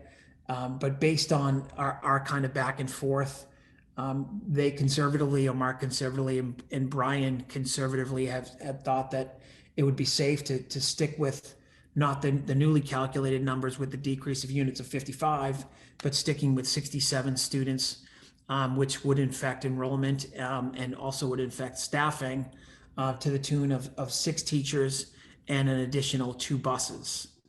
And so we feel like those, that kind of creates a conservative estimate that will allow us to accommodate whatever enrollment increases would happen in the new development. So I'd be happy to answer any questions that any of the board members might have based on that information. Doug, I have questions about. Yep. Go ahead, Amy. Buses. So it's saying 2 buses, given the numbers that you and Mark had spoke of, saying that kids are going to be in elementary, middle, and high. Would it be safe to say that at least 3 buses would possibly be needed? So, you know, what we have buses that serve, so for example, one bus can serve 2 different levels because they have different start and end times. Okay. So we felt like 2 buses could do it. You know, a corollary to that question, Amy, is always, what if there are students that require additional services that might require additional transportation? You know, we would have to cross that bridge when we get to it. But based on, you know, the percentages on scale of needs of students and the larger enrollment, and the meeting in discussion we just had most recently, we feel like those are outliers that, you know, that if we plan for them, it wouldn't be, I think, financially prudent to plan for outliers. You know, it's better to plan for what is known or what is more predictable in regard to the increased enrollment, and then you take whatever challenges from there. Okay. I know it's hard with the what ifs. The things that worry me about, you know, that the number of buses. So that's, you know, something also if there's kids that need to be out district, you know, that I don't believe that number is factored in there. And I know that that's something that, and I know we talked about the costs and things like that, that it's not one building that's going to do that. But, you know, if we have a kid that's going to be a couple $100,000, that's going to add up somewhere. So it's just, and again, it's hard to play the what if game. We might not have any kids in there, who knows, but the chances of them being in there is pretty high, and we don't know what the needs of those students are going to be. So it's just something I'm almost rather err on the side of caution than say, just hope for the best type thing. You know what I mean? Yeah. Mr. Chairman, I have to tell you, this is a tough conversation for me to listen to. I feel like we're discriminating, and you can't build projects or like projects or dislike projects with what ifs, especially when we start talking about special needs and people without life. But we can't discriminate about projects based on what they might do to the schools. It's just not allowed in our purview. Well, it's not to be discriminatory. It's just to look at what's the impact that this is going to have on the town as a whole and the schools that are already. And what's the impact of the person moving into a single family going to have on the impact in the school and the town? I mean, right. We can't discriminate who we it's a scary I don't think it's a subject we should even be discussing, in all honesty. Right, but Chip, there is an impact. These schools are already overloaded.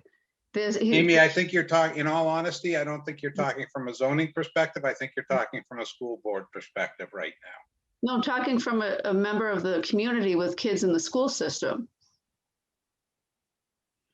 And the focus of this is a financial impact. Right. And I Right. think it potentially could have a financial impact. I mean, that's my 2 cents. I said what I needed to say. I won't keep going. All right. So I think, we need a starting point, and I will tell you that in talking with Brian and Mark, I think that the 6 teachers and the 2 buses is a very good kind of number that gives us an opportunity to do the work that we need to do on the school side. In regard to anyone that might be moving in that has any unique circumstance or need, that would also increase the circuit breaker reimbursement that we would get from the state as well. So, and I think it is difficult to kind of nail all of this down. But I do believe that based on our back and forth of our corresponding back and forth, and talking about the number of students, number of units, and based on the increases from other development in town, we feel like the number of 6 teachers and 2 buses gives us an opportunity to do that. They've also built in additional costs for benefits for the new positions as well. So what does 2 buses mean? 2 bus stops? 2 more buses that are totally manned with drivers and everything else to take care of potentially 17 kids in a grade? I guess I need to understand, what does 2 buses mean? Sure, Chip. I think based on the model that's been created, if we're looking at 66 or between 55 and 67 students in the distributions in the model, that would be 2 additional buses that would be added to our routes to transport students from Quantapowhat to their respective schools. Okay. So you wouldn't just add a stop? We don't have a bus going down North Ave now that you just swing through Quantapowhat and end up at Dolbear or somewhere else? Well, currently, back at the high school? Yeah, it's a great question, Chip. I think, and that's a logical question. Obviously, we would start there, but based on the number of students that are taking our buses, they're 90 to 100% at capacity right now. So if we're working with those numbers, then additional students would equal additional buses. That's how we come up with the I have number. another question, and this is a legal question. I don't know if you could answer it. If the development is having a shuttle service, and we found that there was an unusual number of people or kids, would they be allowed to be transported to school on a private shuttle from that location to the school they were going to? Is that legal transportation or not? The school legally is entitled to provide transportation if you're outside of 2 miles, right? And so we're 3.2 miles from Quantapowhat to the high school, right? So if we have 17 students coming to the high school, we would be legally obligated to provide transportation, public school bus transportation. If students chose to take a private shuttle and they didn't need the bus, that would be something that their parents would have to decide. And then it would be kind of worked out privately outside of school. Would that be a cost savings for the schools? Sure. But it's going to be, a private shuttle is going to have an associated cost with it as well, Chip. And how far are we from there to the middle school? I want to say it's I don't have the exact distance to the middle school. Likely it's more probably around 119. So we probably don't have to provide bus service there. Well, have to. Well, when it's close, Chip, and when we feel like there is, if they're crossing streets in a dangerous area, we provide transportation. Okay. For example, we provide transportation to students that are attending Dolbear that have to cross over by Whole Foods by Linfield, but on the line there, Chip. Okay, So when we're that makes good sense. yeah, so it becomes a safety issue as well. So it's not, we don't just look at the legal standard of 2 miles. We also look at, where the students are coming from and what their walk might be like and what their ages are. So at this point, you think you would have to provide bus service to all elementary, middle school, and high school students from this location? We do, Okay, thanks. certainly. Just looked it up. The Galvin's 2.3 miles. Wow, I wouldn't have thought that. I wouldn't either. Superintendent Joe Pratt here. Did you take out the fact that some of these kids might be going to private school? Well, I mean, we represented this in the enrollment and the trailing off of enrollment as students transition to the high school. So we did discuss that, and I think it is represented in the table in the report that was provided to you, Joe. Okay. Just to follow up, Mark Fougier, just to follow up on that point, the numbers I use to estimate are school age kids that attend the public school. So that's where the data came from. The numbers that we got from the local community, from local Vista and other apartments in town were public school kids. So that does automatically take into consideration that it's not the private numbers included in there. So we can assume that not every one of the kids that may or may not be born or, living in this building might not be going to public school. Right. I think there's going to be 55 public school children. There could be 65, 70 school children in the building. But, I'm estimating there's going to be 55 that go to public school. There will be obviously some private school in there. But my data source just tracks public school kids, not private school. And on the cost issue that we've been talking about, also what we didn't factor in here is a Chapter 70 which is close to $1,700 per student. With 55 children, that's $92,000 that would be added on to this as a revenue generator from the state. Obviously, that's dependent on the number of kids, but I just want to put that out there. Thank you. Mark, this is Brian McGreal. Can I just clarify that the figure of you initially with Superintendent Lyons estimated 66 students, right? Or 67? It was 67 students, and that's where this 796 came from.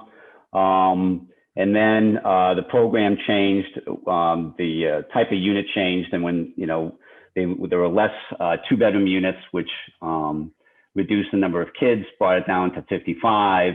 But to be conservative, we stuck with the 67 children impact that the superintendent and I had talked about earlier this year. So, as we've stated, we think it's conservative. The superintendent thinks it's conservative, but it covers possibilities for issues that may arise depending on the student population. Yeah, and I just want to point that out because Superintendent Lyons had touched on that. So this $796,000 figure basically includes about $130,000 buffer in it, a padding, a security blanket. It's a very conservative number. Thank you. Thanks. Just to complete the sort of the fiscal thought here, because again, I know there's a cost and I don't know what the revenue potential, but some number of kids could go to the vote too, right? Doesn't the town pay for that? Is there a fiscal Yes. input to the vote? Yeah. Yep. That's correct. I mean, Mr. Chairman, what I've heard tonight from the school department, the police, and the fire is that the only real department that has true out-of-pocket dollars potentially is the school department from a cost standpoint. The others are based on calls or what an average call costs the department within their budgets currently. So I do appreciate that these numbers, there potentially could be true costs, true dollar, real dollar cost to the school department. Which would potentially be part of a budget or a budget request. Yeah, right. And this type of discussion is in the schools. This is more of what's referred to in fiscal review as a marginal cost approach. This is where these are actual costs of people versus average costing, which is how we approach the fire and police calls. Sometimes a police chief will say, you know what, we're going to need an officer, or we're going to need a half an officer, I believe, and we put in that number. But when in those situations where they're not comfortable being able to state that, we go with the cost averaging. Here, the superintendent was comfortable with estimating what his actual cost could be. And this is, a more realistic and idea of what costs actually are versus the average cost methodology, which can sometimes overinflate costs, which, as we've seen tonight from both chiefs, is the case. Superintendent Lyons, quick question. Do you have the ability to track? I mean, we've done a lot of projects in the last 5 years that you have been here. Do we have information or factual information in town as to where, I know we have addresses, but do you kind of look at, a project with 20 units brought us 2 new people this past year? Do we have that information? We do, Chip, and we used it to create our last budget. And it was a reference point that we used. We also used it in creating this number. Is that public information or is that private information? With no student names attached, or addresses, we can say, for example, from a development in an area, this is the number of students that we've gotten at this, at elementary, middle, high. So that information is public. How do we get that? So we provided it to Mark to start this process, and we could provide it to the ZBA as well, if you wish. I'd love to see that, Mr. Chairman, if we could request that. That seems reasonable, again, from a public information request. Yeah, I don't want names or I just trying to figure out where these numbers are coming. Because I do believe the schools, as I just said, are the ones that have real costs associated with this. Right. So Chip, we can certainly provide that to the board. That would be great. Thanks. You're certainly welcome. Any other board members?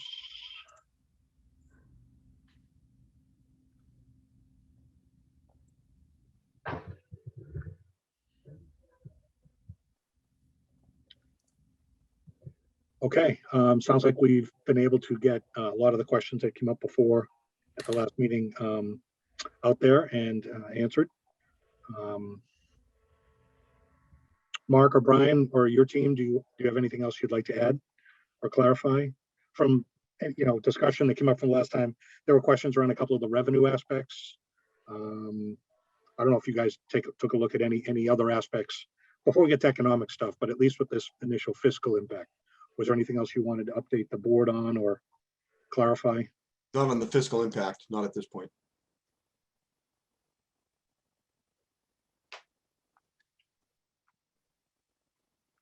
Okay, well, I know it came up last time, so I'm just gonna have to ask. Vehicle excise tax, I don't know, it came up, but I'm not sure we actually got an answer. The average vehicle value of $25,000 seems excessive.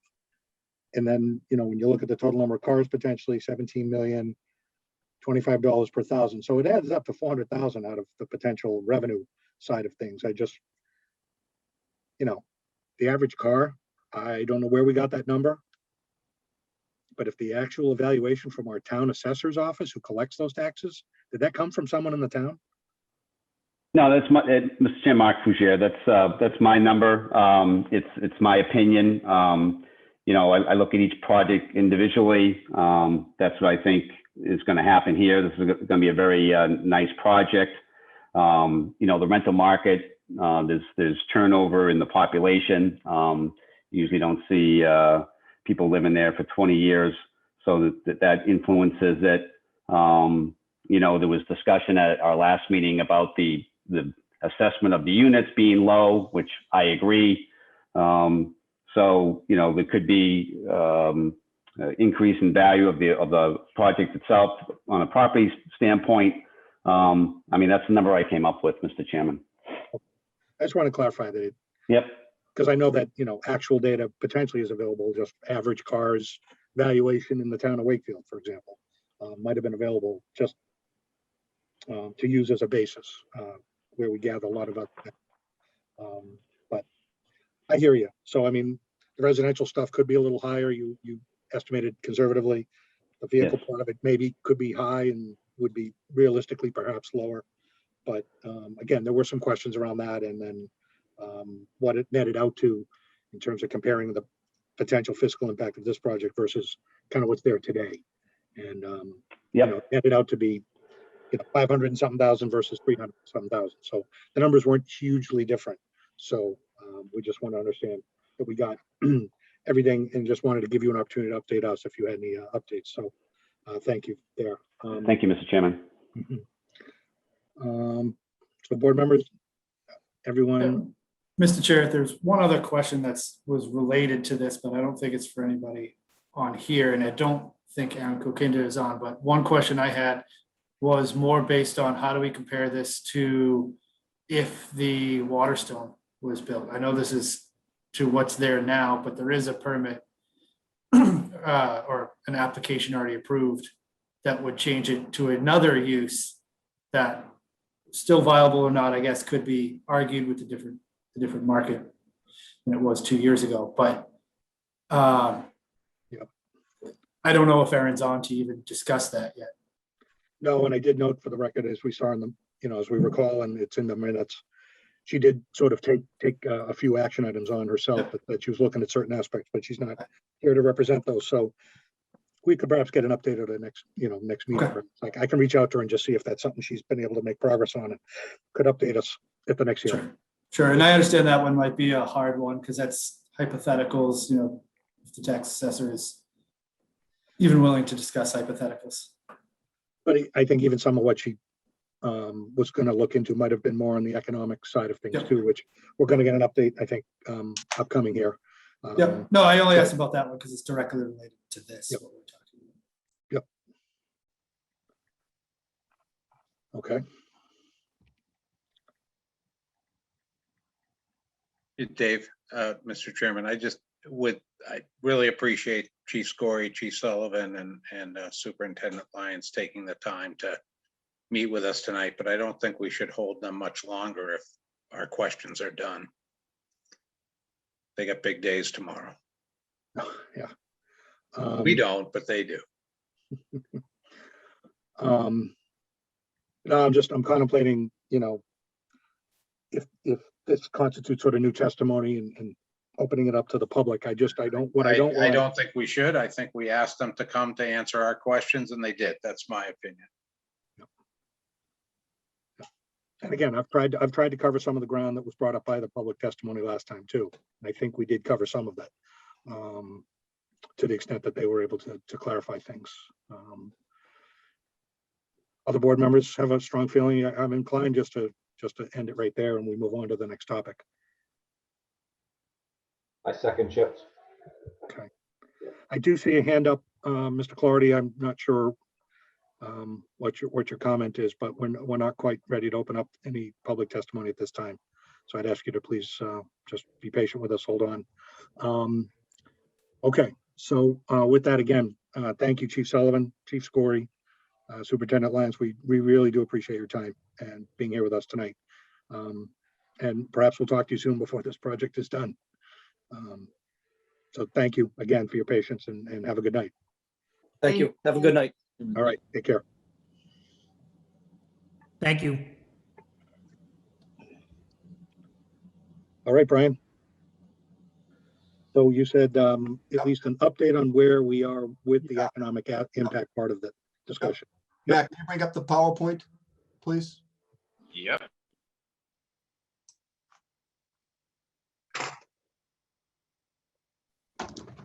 Well, I think as the department heads, you heard from the department heads, you know, this client on this project is probably one of the most responsive clients I've ever worked with in any town. When they hear comments, have information requested, they follow up, they listen well, and they react well. And I think that's why they have the reputation that they have and that they're so successful. So in that vein, we have listened to your board. And at the last meeting, some of the board members talked about the fact that they were somewhat surprised that there wasn't, part of our financial analysis on the local business benefit impact, if any, on the project. So what we're doing in that to update the board, my clients have retained the firm by the name of RKG Associates, Inc. They're a full-service economic planning and real estate consulting firm. They have offices throughout the country: Boston, Virginia, Atlanta, Dallas, Texas, and they specialize in the application of economic analysis to real estate development. That's one of their specialties.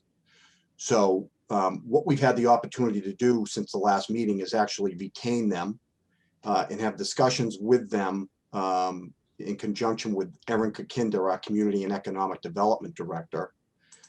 Erin has helped put together a scope of their work, and they're in the process of doing that under the guidance of Erin, our Community and Economic Development Director.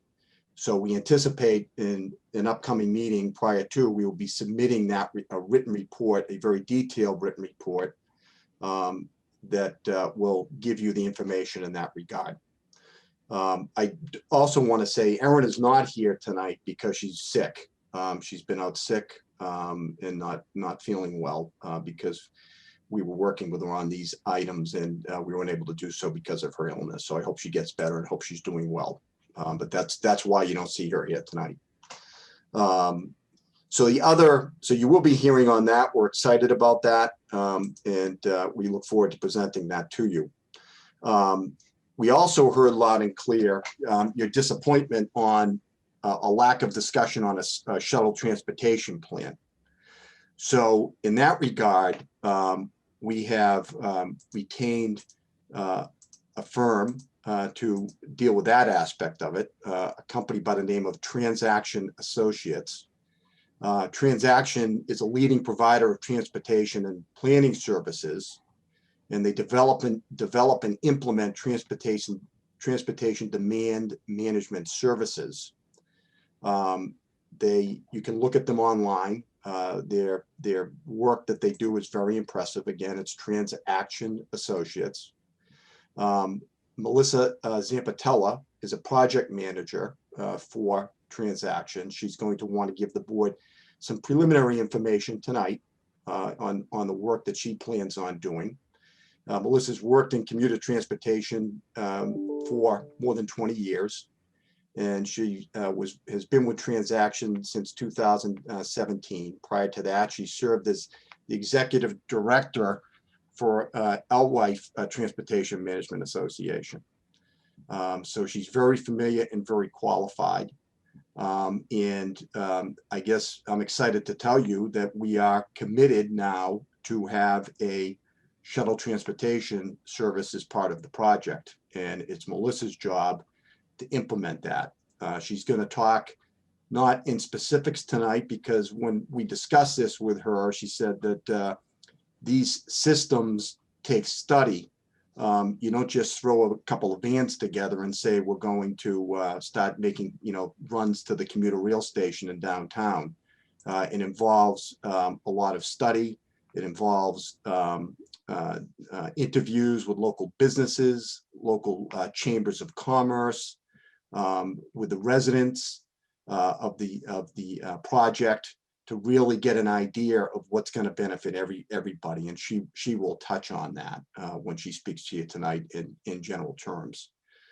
And then the third aspect that the board talked about was that the board said that we would like to see the project have community engagement and outreach to our local businesses, to give some preferences and some opportunities for our businesses that other businesses won't have. Give access to these customers, to our local businesses. So in that regard, Ally Sullivan, who is a vice president at Cabot, and Forbes, specializes in community engagement and outreach. And she's got experience in this, and she will also be working with Erin Kokinda. And she has some, again, general ideas, and we'll be getting some more specifics as we work these through with Erin.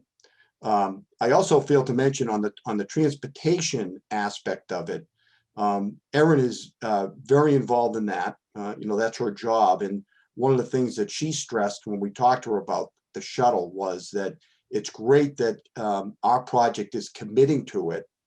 And she would like to see it become more of a, as it evolves, not just be our project, be other projects and perhaps other neighborhoods in the town to get people to the downtown and the commuter rail. So she's really excited about the possibilities that this has to just go beyond our project and really incorporate other aspects of the residential community in the town of Wakefield. So I'm happy to bring that information to the board. I hope you're happy to hear that we're committed to that. And I guess I would like, if I may, I'm going to just kind of hand it over to Melissa first to talk about the shuttle aspect of this again in general terms, and then we can go to Ally, and this shouldn't take too long, Mr. Chair. So Melissa, if you could, please. Okay, can everyone hear me okay? Yes. Okay, great. Hi. As Brian said, I'm Melissa Zampatella. I'm a project manager with Transaction Associates, and we're both a transportation consulting company, as well as a full service shuttles provider. We have over, well, I should say before COVID, we had over 150 shuttles operating. That scaled back a little bit, but a lot of that's coming back now. So Cabot and Forbes is proposing to provide a shuttle service for the new development, and they're looking at doing what we've done in many other areas. It's been very successful, which is potentially a shared shuttle, and the shuttle would theoretically take people from the project site, the people that live there, to the commuter rail station during commuting hours in the morning, probably like a 4-hour time period, maybe 6:30 to 9:30 or 10, and then in the afternoon do the same thing. And the shuttle route would go from the site to the commuter rail station, and then through the downtown area where it could potentially stop as well and drop off folks at some local businesses. So it could serve the reverse commute as well, where people maybe from North Station coming to Wakefield to work at jobs in the downtown area. So as part of the study, we've worked with Cabot and Forbes on a couple of similar projects in the past, and I wanted to just give you a little overview. So the first one is the Brighton shuttle. They have a development over in Brighton called Overlook at St. Gabriel's. There's 500 units there, 500 residential units.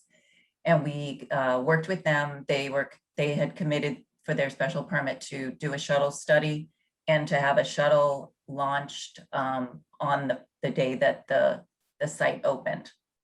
And that's a picture of it right there on the left of the slide.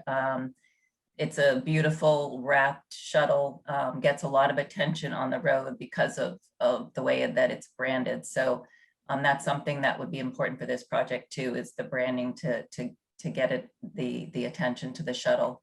And a big part of the shuttle study was examining, where the existing public transportation was already, in that area, and so that we wouldn't necessarily overlap any existing public transportation, but that it would go where people needed to go. And we did a lot of outreach to the community, to the local businesses. There was St. Elizabeth's Hospital right next door.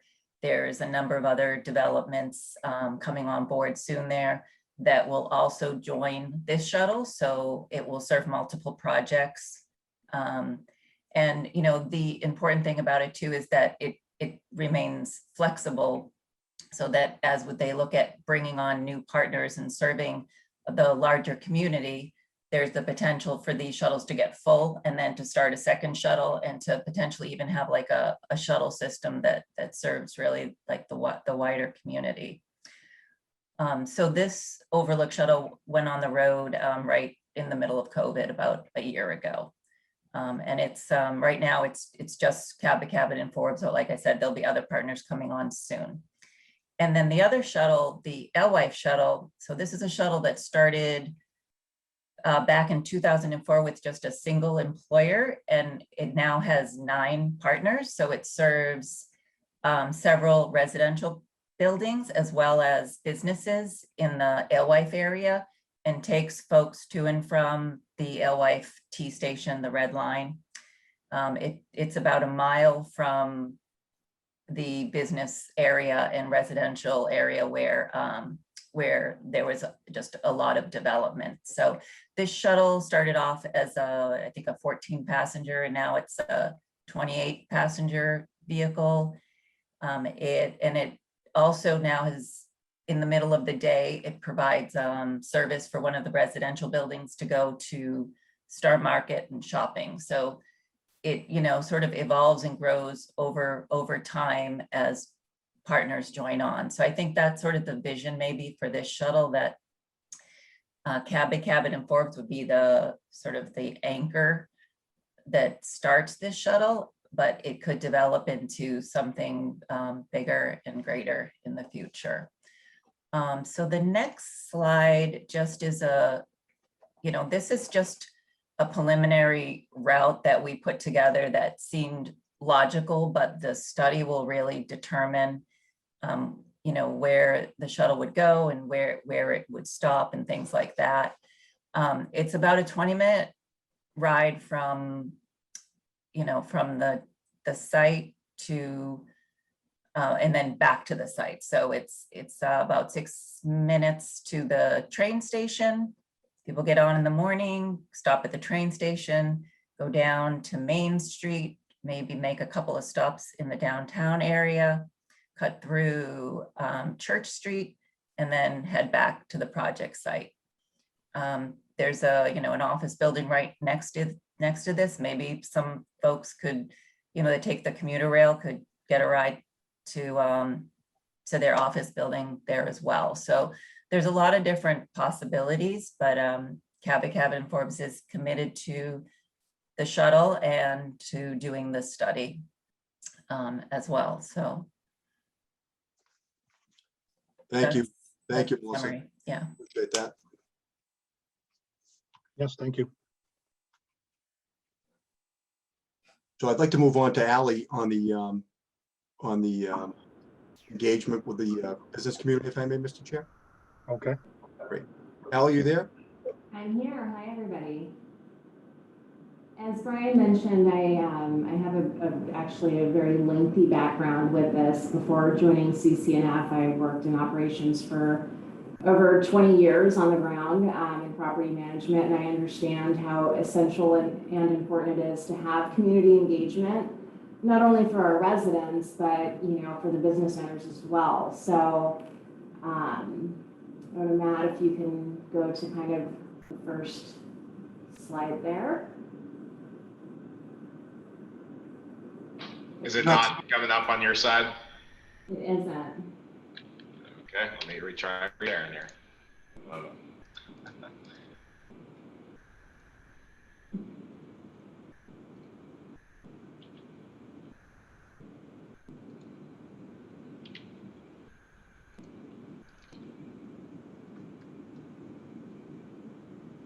Showing something now?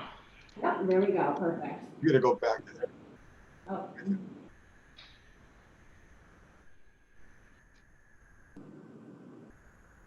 So this is more of kind of some of the things that we've done, for transportation, on-site kiosks, ride sharing. So we'll look at all of those types of opportunities, and to advertise and just have that community engagement. And I think this is still transaction a little bit, Matt, this piece of it. I'm not totally sure why it's not changing here, but I see it, Matt. There you go. Okay, Okay. there it goes. So one of the most popular things and most successful in my history has been creating a resident perk rewards card. So it would be exclusive to the residents that lived at the Wakefield property, and we would establish discounts with the local businesses, whether it be 15% off at the restaurant, 5% discount for a fitness class. This would be something that would they would be able to use over and over and over again, and it really drums up that repeat business for the small business owners. Another thing that we do, and and this all depends on the level of comfortability that the business owners want to provide. If they want something to be ongoing, such as this, they'll participate. Other times they'll want to just do a one-time thing, whether that be a gift card or a coupon, but at least it allows residents that especially maybe don't know about Wakefield or just that are new to the area to have the opportunity to to shop and explore and hopefully become repeat customers.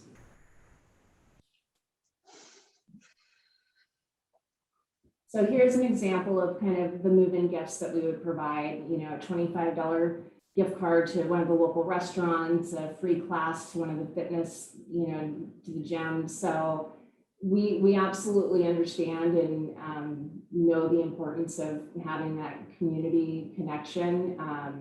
A few other things that we'll do is we'll invite like restaurants, for instance, to come to the property and maybe cater an event. Do yoga classes on site. So there's lots of multiple ways that we promote the community.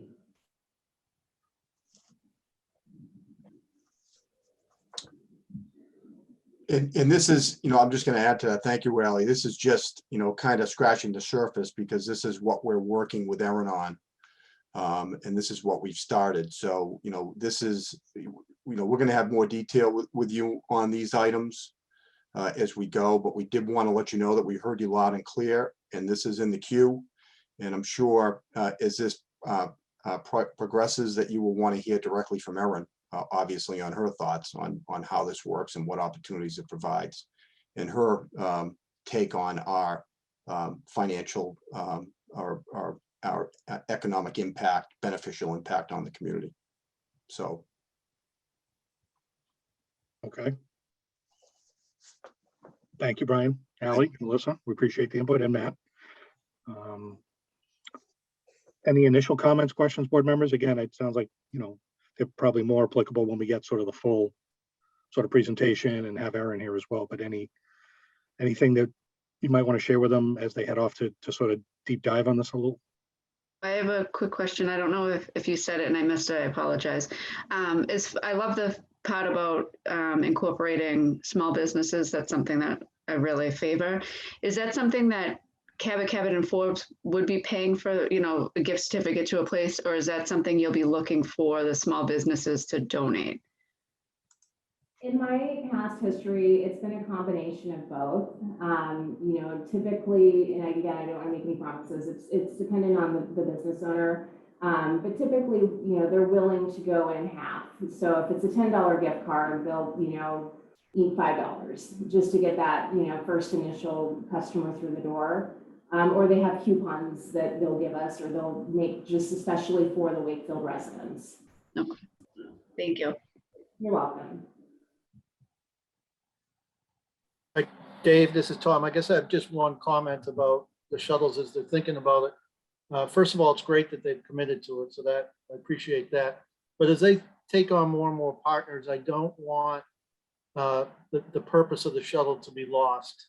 And for eventually the shuttle to be venturing outside of Wakefield, let's say to Market Street or something like that, as more partners come on, sometimes the original purpose gets lost. So I would like that preserved somehow in the shuttle service. Understood. I know what you're saying, Tom. You want to keep the focus on the local part of it. Yep. Okay. Hi, this is Mike Feely. Just to add upon that, the project itself is actually arguably closer to the Reading T-stop than the Wakefield T-stop. So I just want to confirm that this is just Wakefield centric. I think that might be just adding on to the last question, but. Yeah, when we talk about the Wakefield MBTA stop or the MBTA stop, we're talking about the Wakefield one. I think they're about equidistant, but you know, even just in terms of efficiency, it makes sense to shoot people stop closer to their final destination if they're going to be going into Boston. Thank you. Mhm. Anyone else? Yeah, Mr. Chair, it's Craig.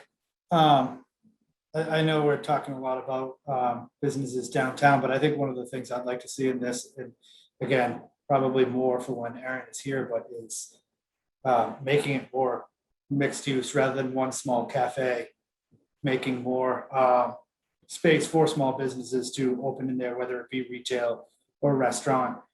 So you can, one, bring people from this project downtown, but also maybe activate that area more by bringing people downtown there rather than it just being, here's the walkway near the lake for the public. And then once we get to the buildings, it's private, that's a prized area in the town. So I think as we talk about small businesses, I think we need to talk about making this less of a token mixed use with the 1,100 square feet to opening more area to retail or restaurants. I know that there was some mixed messages about that, but I think from my perspective, it's the actual permitting authority. I think it's good to get out there early. That's what I'd be more expecting more of, rather than whatever was heard earlier about getting rid of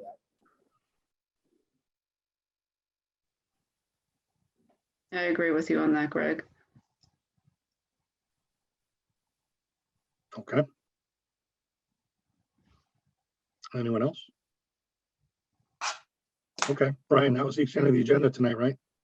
That was it, Mr. Chair, correct. Matt, do you have anything that I missed, Matt D'Amico, or? No, that was great. Thank you. So thanks. Just before I forget to, if we can get copies of the material that you showed tonight, just so we can include them on the website as we keep a running. Yeah, we'll send that PDF. Yep. Thank you. All right, so for the next hearing, potentially we have traffic and we potentially have some or all of these, again, depending on how far along. I don't know if we get to all of them at one meeting, but potentially traffic, and then we'll see what else might be ready. Yeah, we're gonna do our best. I think everybody knows it's difficult with summer schedules. All it takes is a couple of people have vacations and week after, 2 weeks consecutive, and it creates a problem getting work product. So it's on us. We want to move as expeditiously as possible. So hopefully we will be ready. That's our goal. Okay.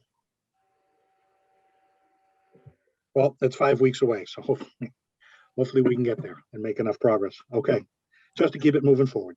Yep. All right. All right. All right, if nothing else, the chair would be happy to entertain a motion to continue. I think we lost Chip, so someone's, okay, go ahead. Mr. Chairman, this is Douglas Heath. I apologize for being late. I live at 28 Stedman Street. Is there a chance to discuss our application for variance, or will it be continued to next meeting? No, we haven't gotten to you, Mr. Heath. This is just to continue this particular hearing on 200 Corner Pallet. Oh, I see. All right. You're next on the agenda. Well, thank you. Yep, just sit tight, please. Thank you.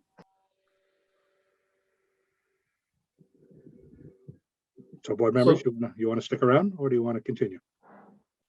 Well, I didn't know if you were gonna open it up. No, there's no new material. We're not going to get into questions and comments. Okay, I'll make a motion to continue to August 18th then. Okay. Second. Thank you. Yeah, just under discussion. Again, they gave us an outline of what they plan to study. I would wait till we do that and open it up at that time when we've got the full summary and analysis of these things. Then we can entertain, because now we got the whole story. Mr. Chairman, I apologize for interrupting. My name is Bruce Goodyear. I'm representing RJ Kelly, the abutter at 100Q. We had some concerns on the impact relative to parking at our site. Is that something that will be continued and heard at the next hearing? It can be. For the record, I do believe that your concerns were noted at the last hearing and the letter read into the record. But if you wish to speak, we could do that at a future hearing. Yes. Okay. Yeah, I apologize. We thought that tonight was the right meeting to attend. Okay. Mr. Chairman, are you not opening this up to public comment tonight? We are not.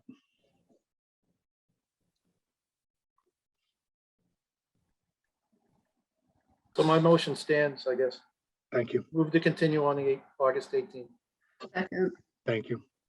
Well, I think it was already motion is seconded, but under discussion. All right. If there's nothing else, all in favor, Tom?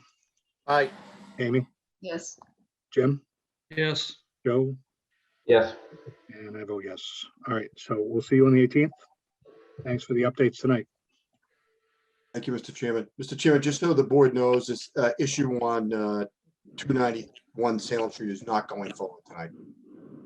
At the end of the agenda. Oh, okay. Under other matters? Yes, because I'm going to log off and I don't want you to think that I forgot it. Okay. Not ready to move forward. Okay. Thanks for that update, Brian. Thank you. Have a good night. Thank you. Okay.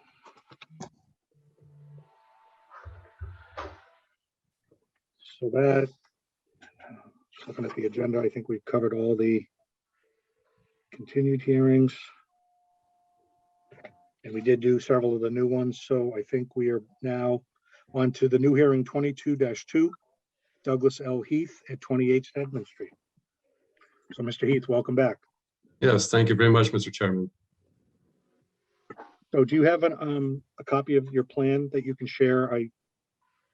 I do not. I made 25 copies as part of the application package, and No, we have understood that they just would- for the benefit of the public. You know, we usually ask the applicants to share a PDF or some sort of online copy.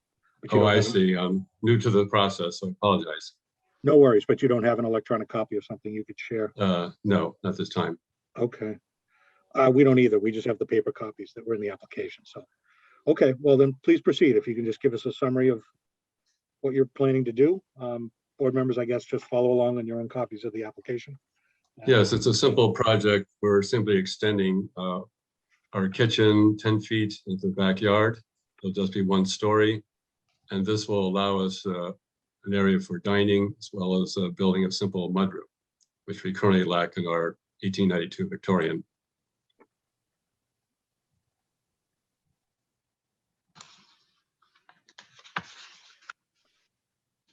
Okay.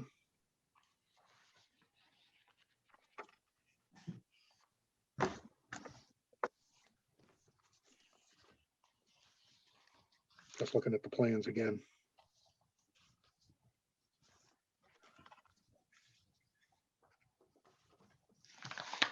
So the reason you requested a variance is because the rear yard setback is 25 feet. You're currently at 30.6 and you'd be at Yes. 20.1.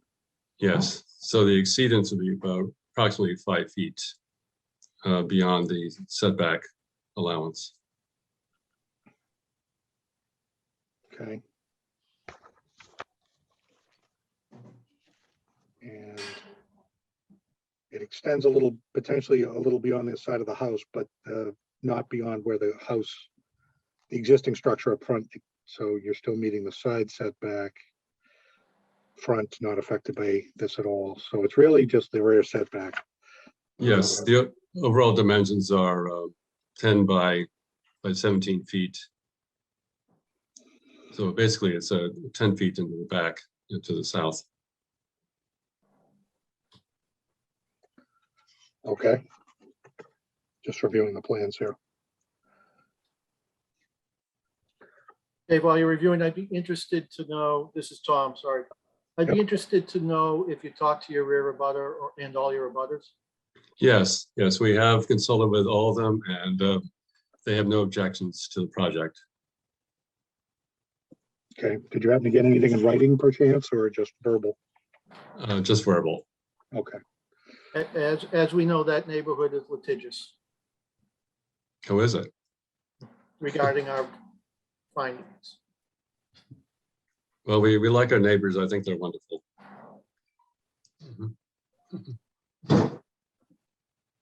Dave, it's Greg. So we're asking for a variance, right? I think what we haven't heard though, we've heard what they want to do, but not anything about the hardship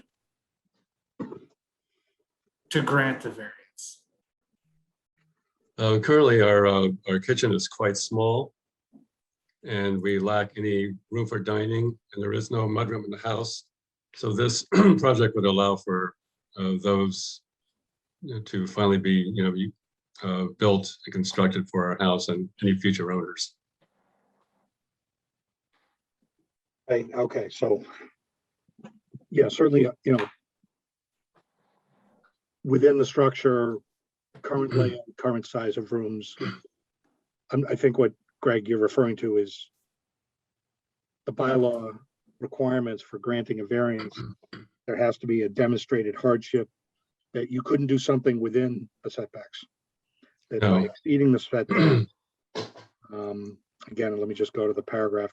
I don't know if you did this as part of your application, but 190-66.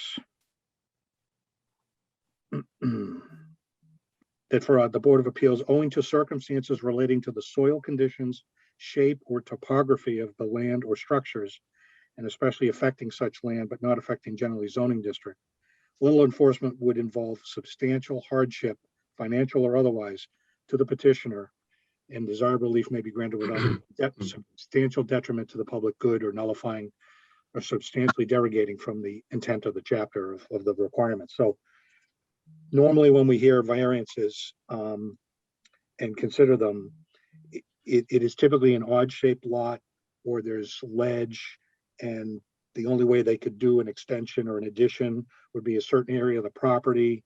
Again, houses might be situated at certain angles on lots, and so those kinds of circumstances have lent themselves to the board being able to make those kinds of findings, right? The hardship finding.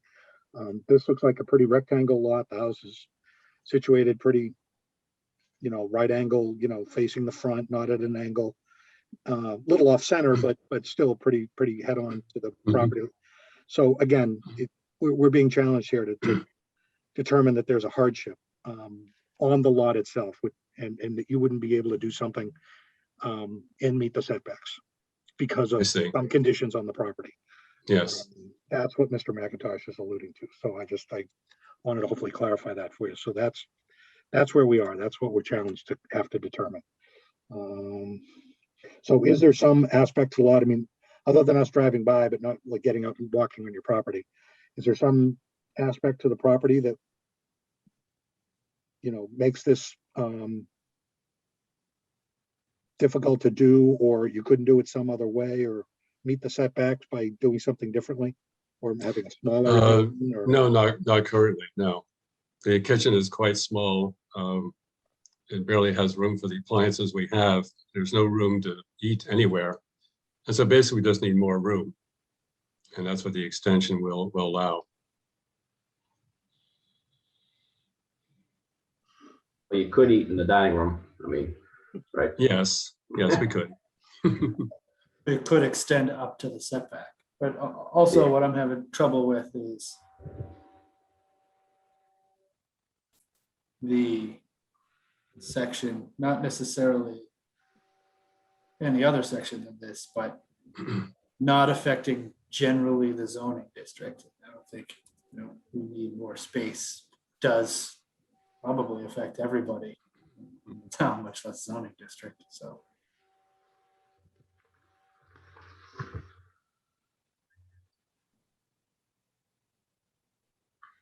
he has a undersized lot. I mean, so part of the problem is basically that. If it was a legal lot, which I don't believe it is, because it's got 70 feet on the frontage and should be up 100.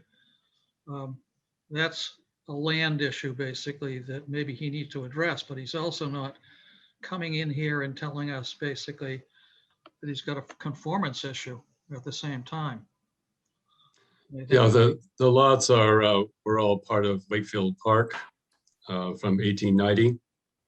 And we're currently on lot 4. And so we have, no, I guess, control over the overall size. It's been that way since 1890. Yeah, so Jim, it's a non-conforming lot too, right? Yep. So, So- when we talk about the land and rocks and soils condition or topography or something like that, in a way, this reaches into topography, saying the lot's small. If the lot was legal size, then he probably could put this addition on and meet all the requirements. So when you talk about, conformance and the like, here's a thing to think about, basically, as far as his lot size and the like. Understood. I think we usually just like to hear that from the applicant rather than Yeah. us have to advocate. That's what I was gonna say. My problem is we still haven't heard an argument about the hardship that we're supposed to rule on. Well, that's my point. Yeah, the hardship is basically the lack of space, interior space in our kitchen, which we just like to expand.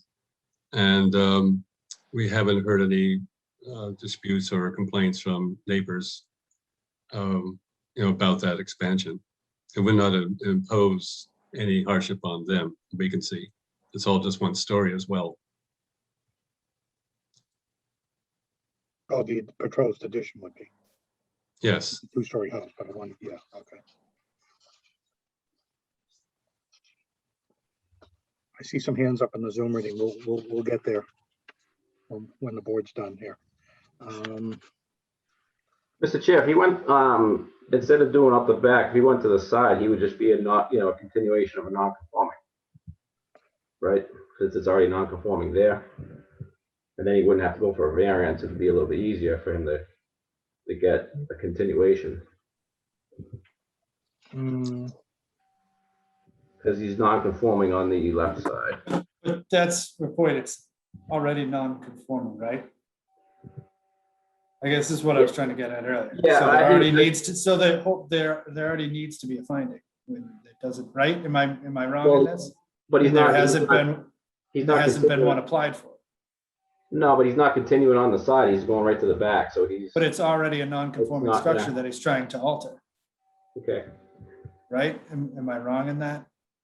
I see your point. Oh, well, But he's not touching that side. That's why I'm getting confused a little bit on that one. So, I so think if we alter the dimensions to 15 by 10, would that,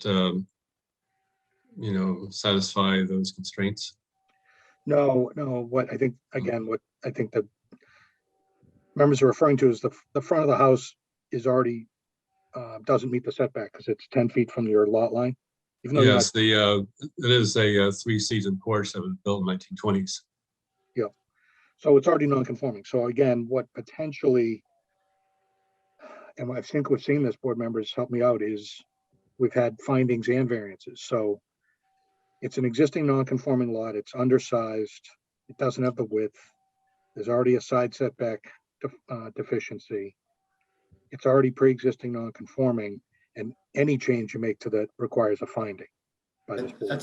That's what I thought. You need And in addition, if your changes are now going to create a nonconformity on the rear that doesn't exist today, you need a variance. So in essence, the application probably should have been 2, a finding and a variance. or at the very least, a variant, finding, not the variance. No, I think it needs Right? both, because now they're proposing to create a nonconformity where one doesn't exist in the rear. The existing house is 30 feet from the lot line. It meets the rear setback. Yeah. So we've done a few of these recently. That's why I'm just trying to, I think both are required here, Mr. Heath, actually. And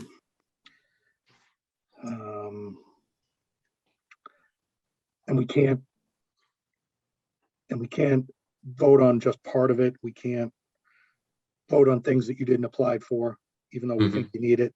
Because they have to be probably noticed to your butters. I don't know that it would affect their feelings on the project, but it's just proper procedure legally in our standing. how we have to Given that the case, what additional information should we provide to the board? Well, it's another application. So you'd have I to see. you'd have to submit additional application instead of on the application, it says variance special permit, and part D says 4D, determination of finding with respect to a continuation extension of a non-conforming use. That's under 19050A of the zoning bylaw. So I see. you would submit a new, this one potentially still stands, but you would submit a new one for that determination and finding. And then we would come back to the table. And in this board's mind, it sounds like everything that you would need for relief from this board would be in front of us, and then we could adjudicate the whole thing. I still think, again, what you're hearing tonight is the board needs to perhaps consider, and you may need to make sure you can convince us that it isn't just a hardship inside the house. We get that. You know, you have a right to try to, accommodate your family and your situation. But it's more about the outside and the setbacks and what you're trying to do, and a hardship on the lot for one reason or another. So I would ask you to review that section of the bylaw just to be clear what needs to be proven, and apply for the finding. And then we could meet again. We continue it. I don't know that there'd be enough time to hear it in August. Our next hearing is August 18th. Okay. But we could hear it potentially, depending on when you applied. It's got to be 30 days out and has to be noticed, certainly by September. September 11th would be our hearing after that. And what is the applicable section that we should cite? 190. 19050A. 190. Yeah, 19050A. 50A. Okay, thank you. Yeah. I can. Okay, we can do that. Yeah. So I'm just sharing my screen. This is 19066, that part I was reading. These are all online, by the way. You can go over this, the zoning bylaws. But I was referring to also 19050.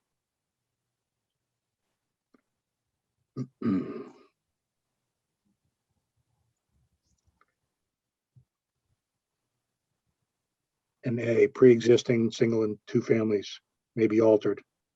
I And see. again, it's because it's pre-existing non-conforming, right? You've already got non-conformities. Yes. If it was already conforming in every way, then I think the variance would be enough. But because it's pre-existing and it's non-conforming, that triggers this other need for us to make a finding. Okay, I see. Thanks very much. Okay. But to your point, Dave, the hardship still has to be addressed. Yep. Okay. Yep. So I would just go back and, take another look at it, and, when you do come back, we can have that conversation and just, I think the board's made its point, because again, the variances run with the land. So when they're granted, they're there forever. Even when you move away, somebody else moves in, the variance is there. It runs with the land. So, well, one question, if we just extend 5 feet, which is well within the setbacks, would that change the, decision? Or do we still have to demonstrate hardship because of non-conformance? No, if you met the rear setback, even with the addition. Yes. Yes. No, then you wouldn't need the variance.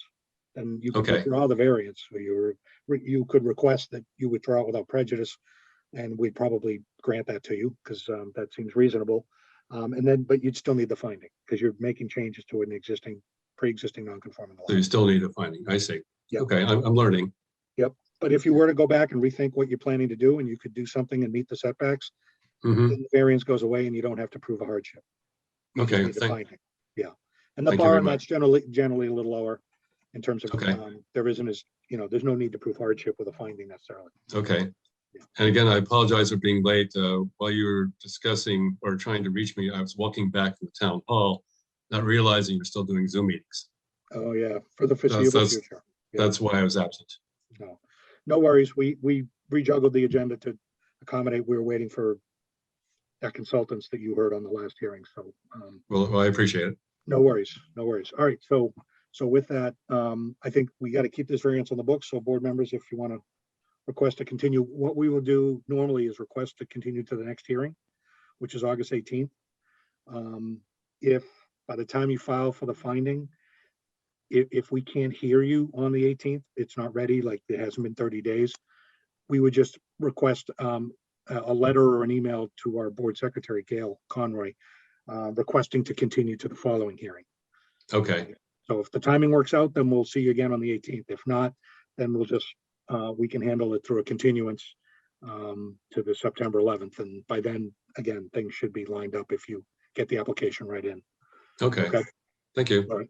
So with Dave, that, yes. real quick, just because I think it could knock time off of whatever meeting he comes back to too. I think we heard from him that he did talk to. Do we want to open it up for public testimony? Because it seemed earlier like he had not. You feel free to shoot me down. I don't care. No. But it seemed like not all the butters had actually discussed this with him from what was said earlier. I don't know if that's what the people with their hand raising are going to call out, talk about now, but it may, if that is, then they could actually talk and that would knock time off of the next meeting. Okay. Nope. You're right. We heard new testimony, so I'm happy to open up the public testimony here. I do see Ari and Nicole. Hi, this is Nicole and Ari Lathrop. Can you hear me okay? We can.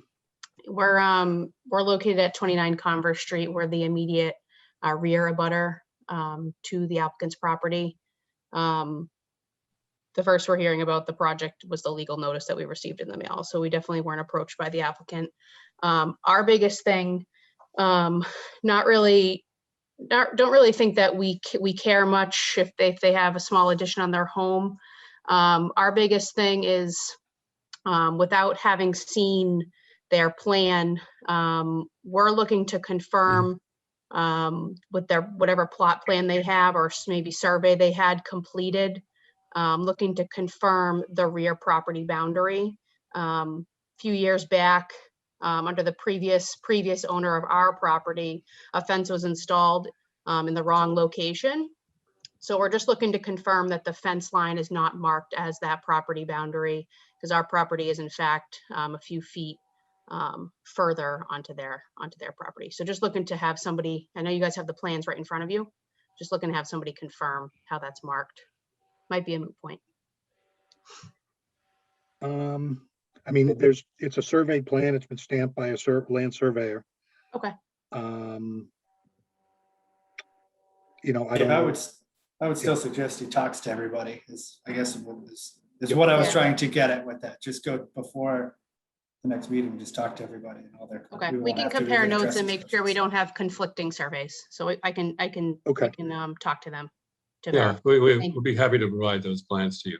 Okay, great. We can take a look and compare. Thank you. Okay, sure. Sounds good. Thank you. Greg and Stephanie, oh, that was your only question? Nicole, you good for now? Yes. Okay. Thank you. Greg and Stephanie Gorel. Hi, yep, we're at 26 Stedman Street, so we're directly next to Doug and Allison. We have not also seen any plans. There was a casual conversation in the backyard about potential plans that they had, but we have not seen anything. We did not approve. We have not supported in any way, shape, or form. So the notice in the mail that we got was the very first time that we've heard that this is something that they're following through on. So I'd be very curious to see the plans. One of my concerns is that if they build a first story addition, then what's to stop them from building up in the future? That feels like we would get boxed in pretty much. So I'm concerned about what the limits are once they do build something as a first story. Okay. I mean, theoretically, well, we'd be approving something that is on a plan that says single story. And if they were going to change that, they'd potentially need additional relief. I don't know that they could do any more with that by right. Certainly it could be conditioned that we're approving a single story, and that's represented on a plan. So it's a valid concern. As Mr. McIntosh has already said, sounds like you all need to have a conversation and show them the plans. But in terms of what we'd approve and what could happen down the line, somewhat theoretical. It would depend on what they potentially want to do. And it may or may not require them to have to come back to this board, which would be a new hearing, a new application, new notice. So it really does depend, but appreciate the concern and the question. Okay. Thank you. Is there anyone else? Okay. So with that, back to the board. So I think we want to continue to August and then see again how timing lines up, whether we need to continue beyond that. But And Mr. Chair, I would recommend Doug to have an electronic copy ready to show everybody next meeting. Yep. Mr. Heath, hopefully, yeah. If you can get it, make sure you have an electronic copy, right? Just so we can share that with anyone else who may be Yes, on the call next time. They may not be, yes, but just- certainly. sure. Okay. And we're new to this whole process, so we will be better next time. No worries. And we appreciate that. A lot of people have legal representation and they're well versed in all the procedures, but some folks go it alone as you have, and we appreciate that. No worries. Okay. Board members, anything else? No, I'll just make a motion to continue to August 18th. Okay. Thank you. Any discussion? All right, Tom, Yes. Amy, Yes. Jim, Yes. Joe, Yes. and I vote yes. So that's unanimous. All right, Mr. Heath, thanks for your patience again tonight. And we'll hopefully, well, we will talk to you again, just whether it's August or September. All right, thank you. Good luck. All right, thank you.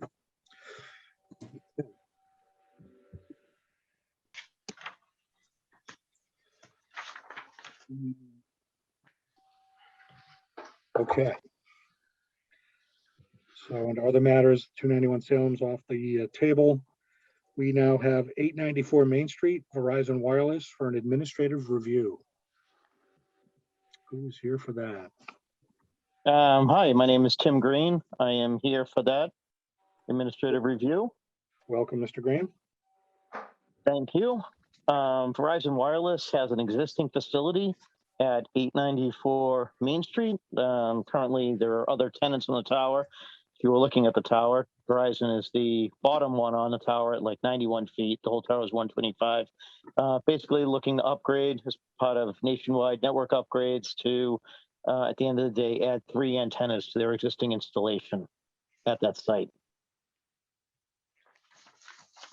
Well, the application says replacing 6, adding 3.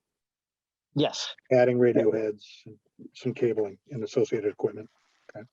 Correct. Yes. I mean, there was other equipment that'll be swapped out, and with the new antennas, there'll be remote radio heads added to it. They generally sit behind the antennas. They're tough to see from 91 feet, but we like to disclose that. All right. Is this again like 5G, new technology, just upgrading the equipment? Upgrading the equipment. It is new technology, not necessarily 5G, but constant network enhancements. Okay. Now we get these fairly regularly in, different carriers, different towers that are spread across town. And it all seems in line with what we've heard previously. Any comments or questions, board members, on this?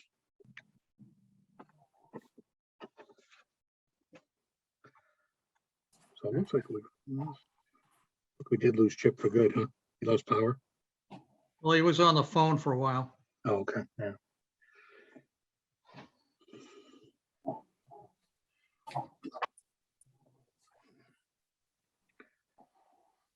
All right, nothing, board members.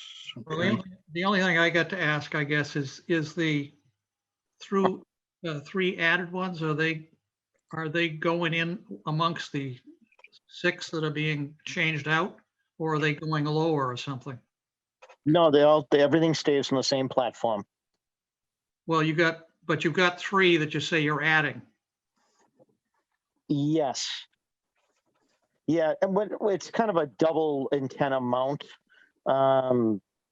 So there are 3, but it just goes on the existing mount that is there. 6 get pulled off, 6 get replaced, 3 get added. It all stays at the same elevation.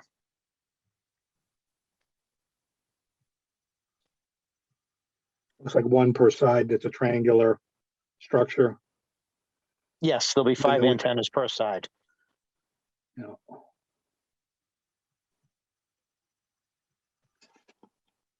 But it's all in that same harness, that same structure, triangle structure. Yes, it's called an antenna mount, but yes. Right. Yeah, I think some, Jim, that we've seen on roofs, right? They might add a new sled, a new thing, right? But this is just adding stuff to an existing at their height. Right, as we call it, a rad center. Right. Verizon has a, has space at that rad center, and they're looking to add equipment to that rad center. But no, we're not taking up additional space in the tower. And no, other than lines down to the existing equipment cabinet, no addition to the cabinet. We don't have to build a new one or add to it. No, nothing like that. Okay. Because that might trigger some other discussion, but yeah, just want to make sure. Okay. Any other questions, board members? Not for me.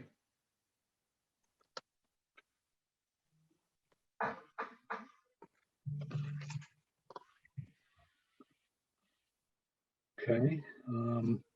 Given that, we'll open up a public testimony. Does anyone else have a comment or question about this application? Please raise your hand in the Zoom meeting.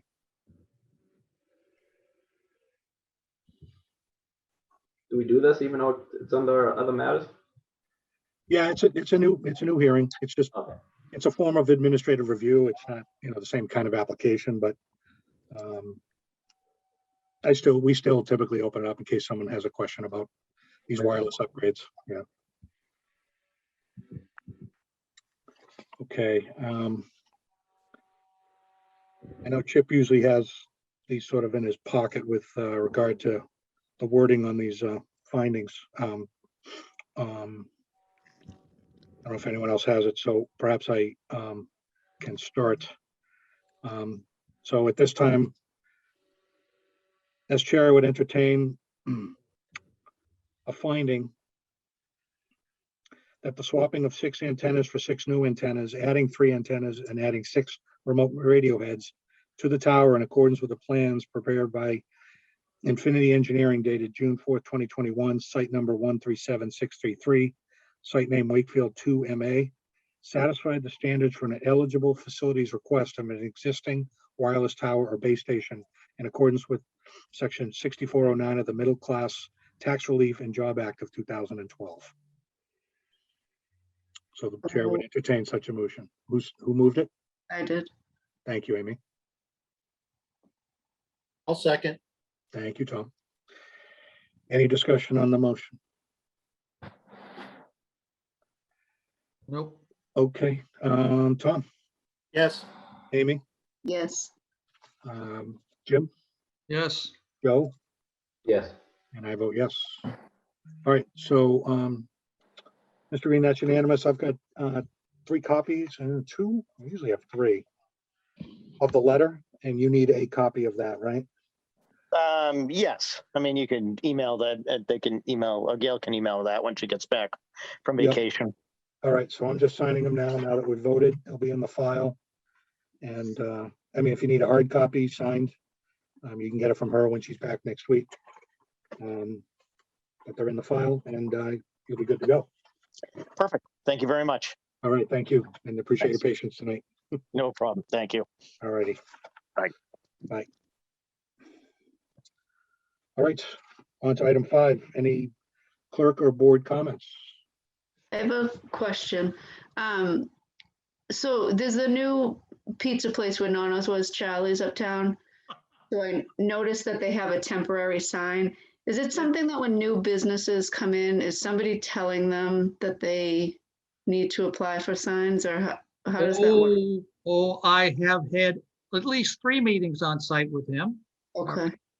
And he's also come before the design review board.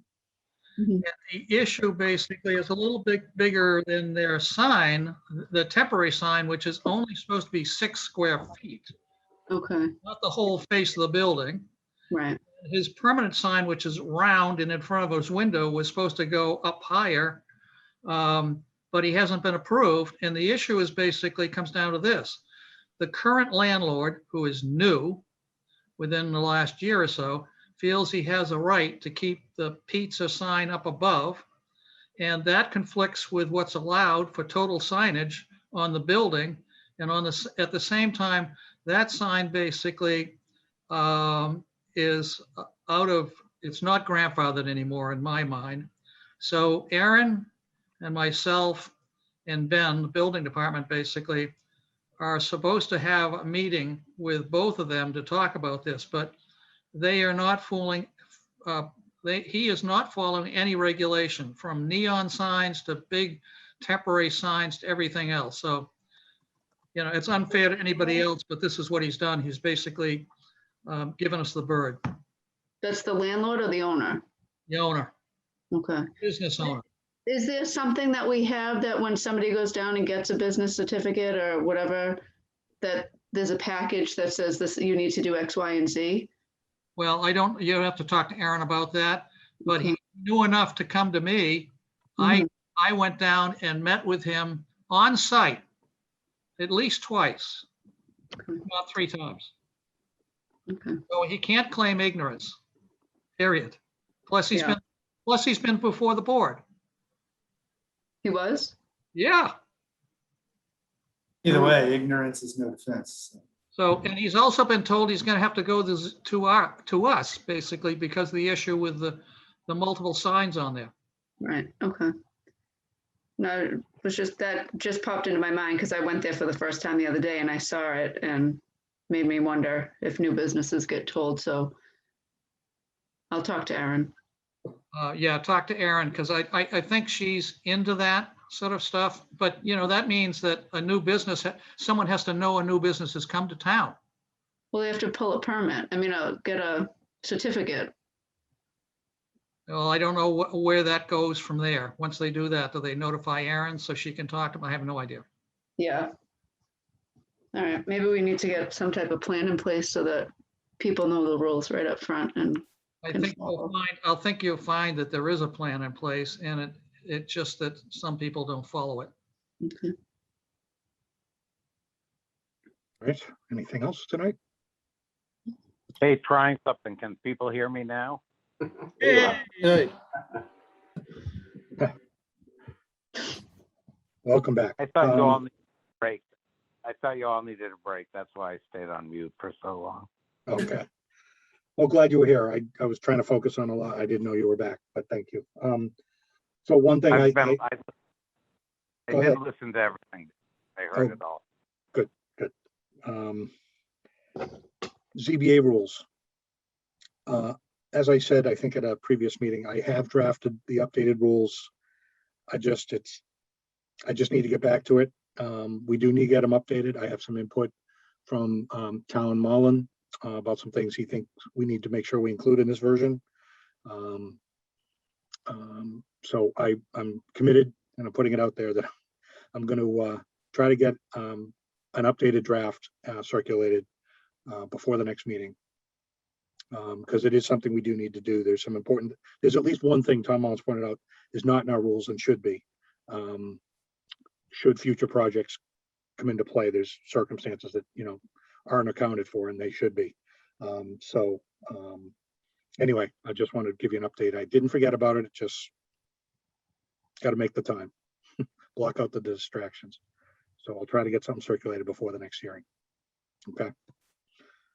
If there's nothing else, we have some minutes to approve from June 23rd. I move that we approve the June 23rd minutes as written. Second. Thank you. Any discussion? All right. Gail's not here to hear our praise, but she'll hear the recording. All in favor? Chip? Yes. Amy? Yes. Jim? Yes. Joe? Yes. Tom? Yes. Greg? Yes. Mike? Yes. And I vote yes. Excellent job, Gail. Hope you're enjoying your vacation. All right, board members, if there's nothing else. I just have a question. Does Gail wait till we set the agenda and then set her vacation? Or vice versa? Just a coincidence. I move that we adjourn. Any discussion on the motion? All in favor? Chip? He's gone. Amy, Yes. Jim, Yes. Joe, Yes. Tom, Yes. Greg, Yes. Mike, Yes. and I vote yes. Okay. The That's training is official. back. Meeting's adjourned. Thank you for your time this evening. Thanks, everyone.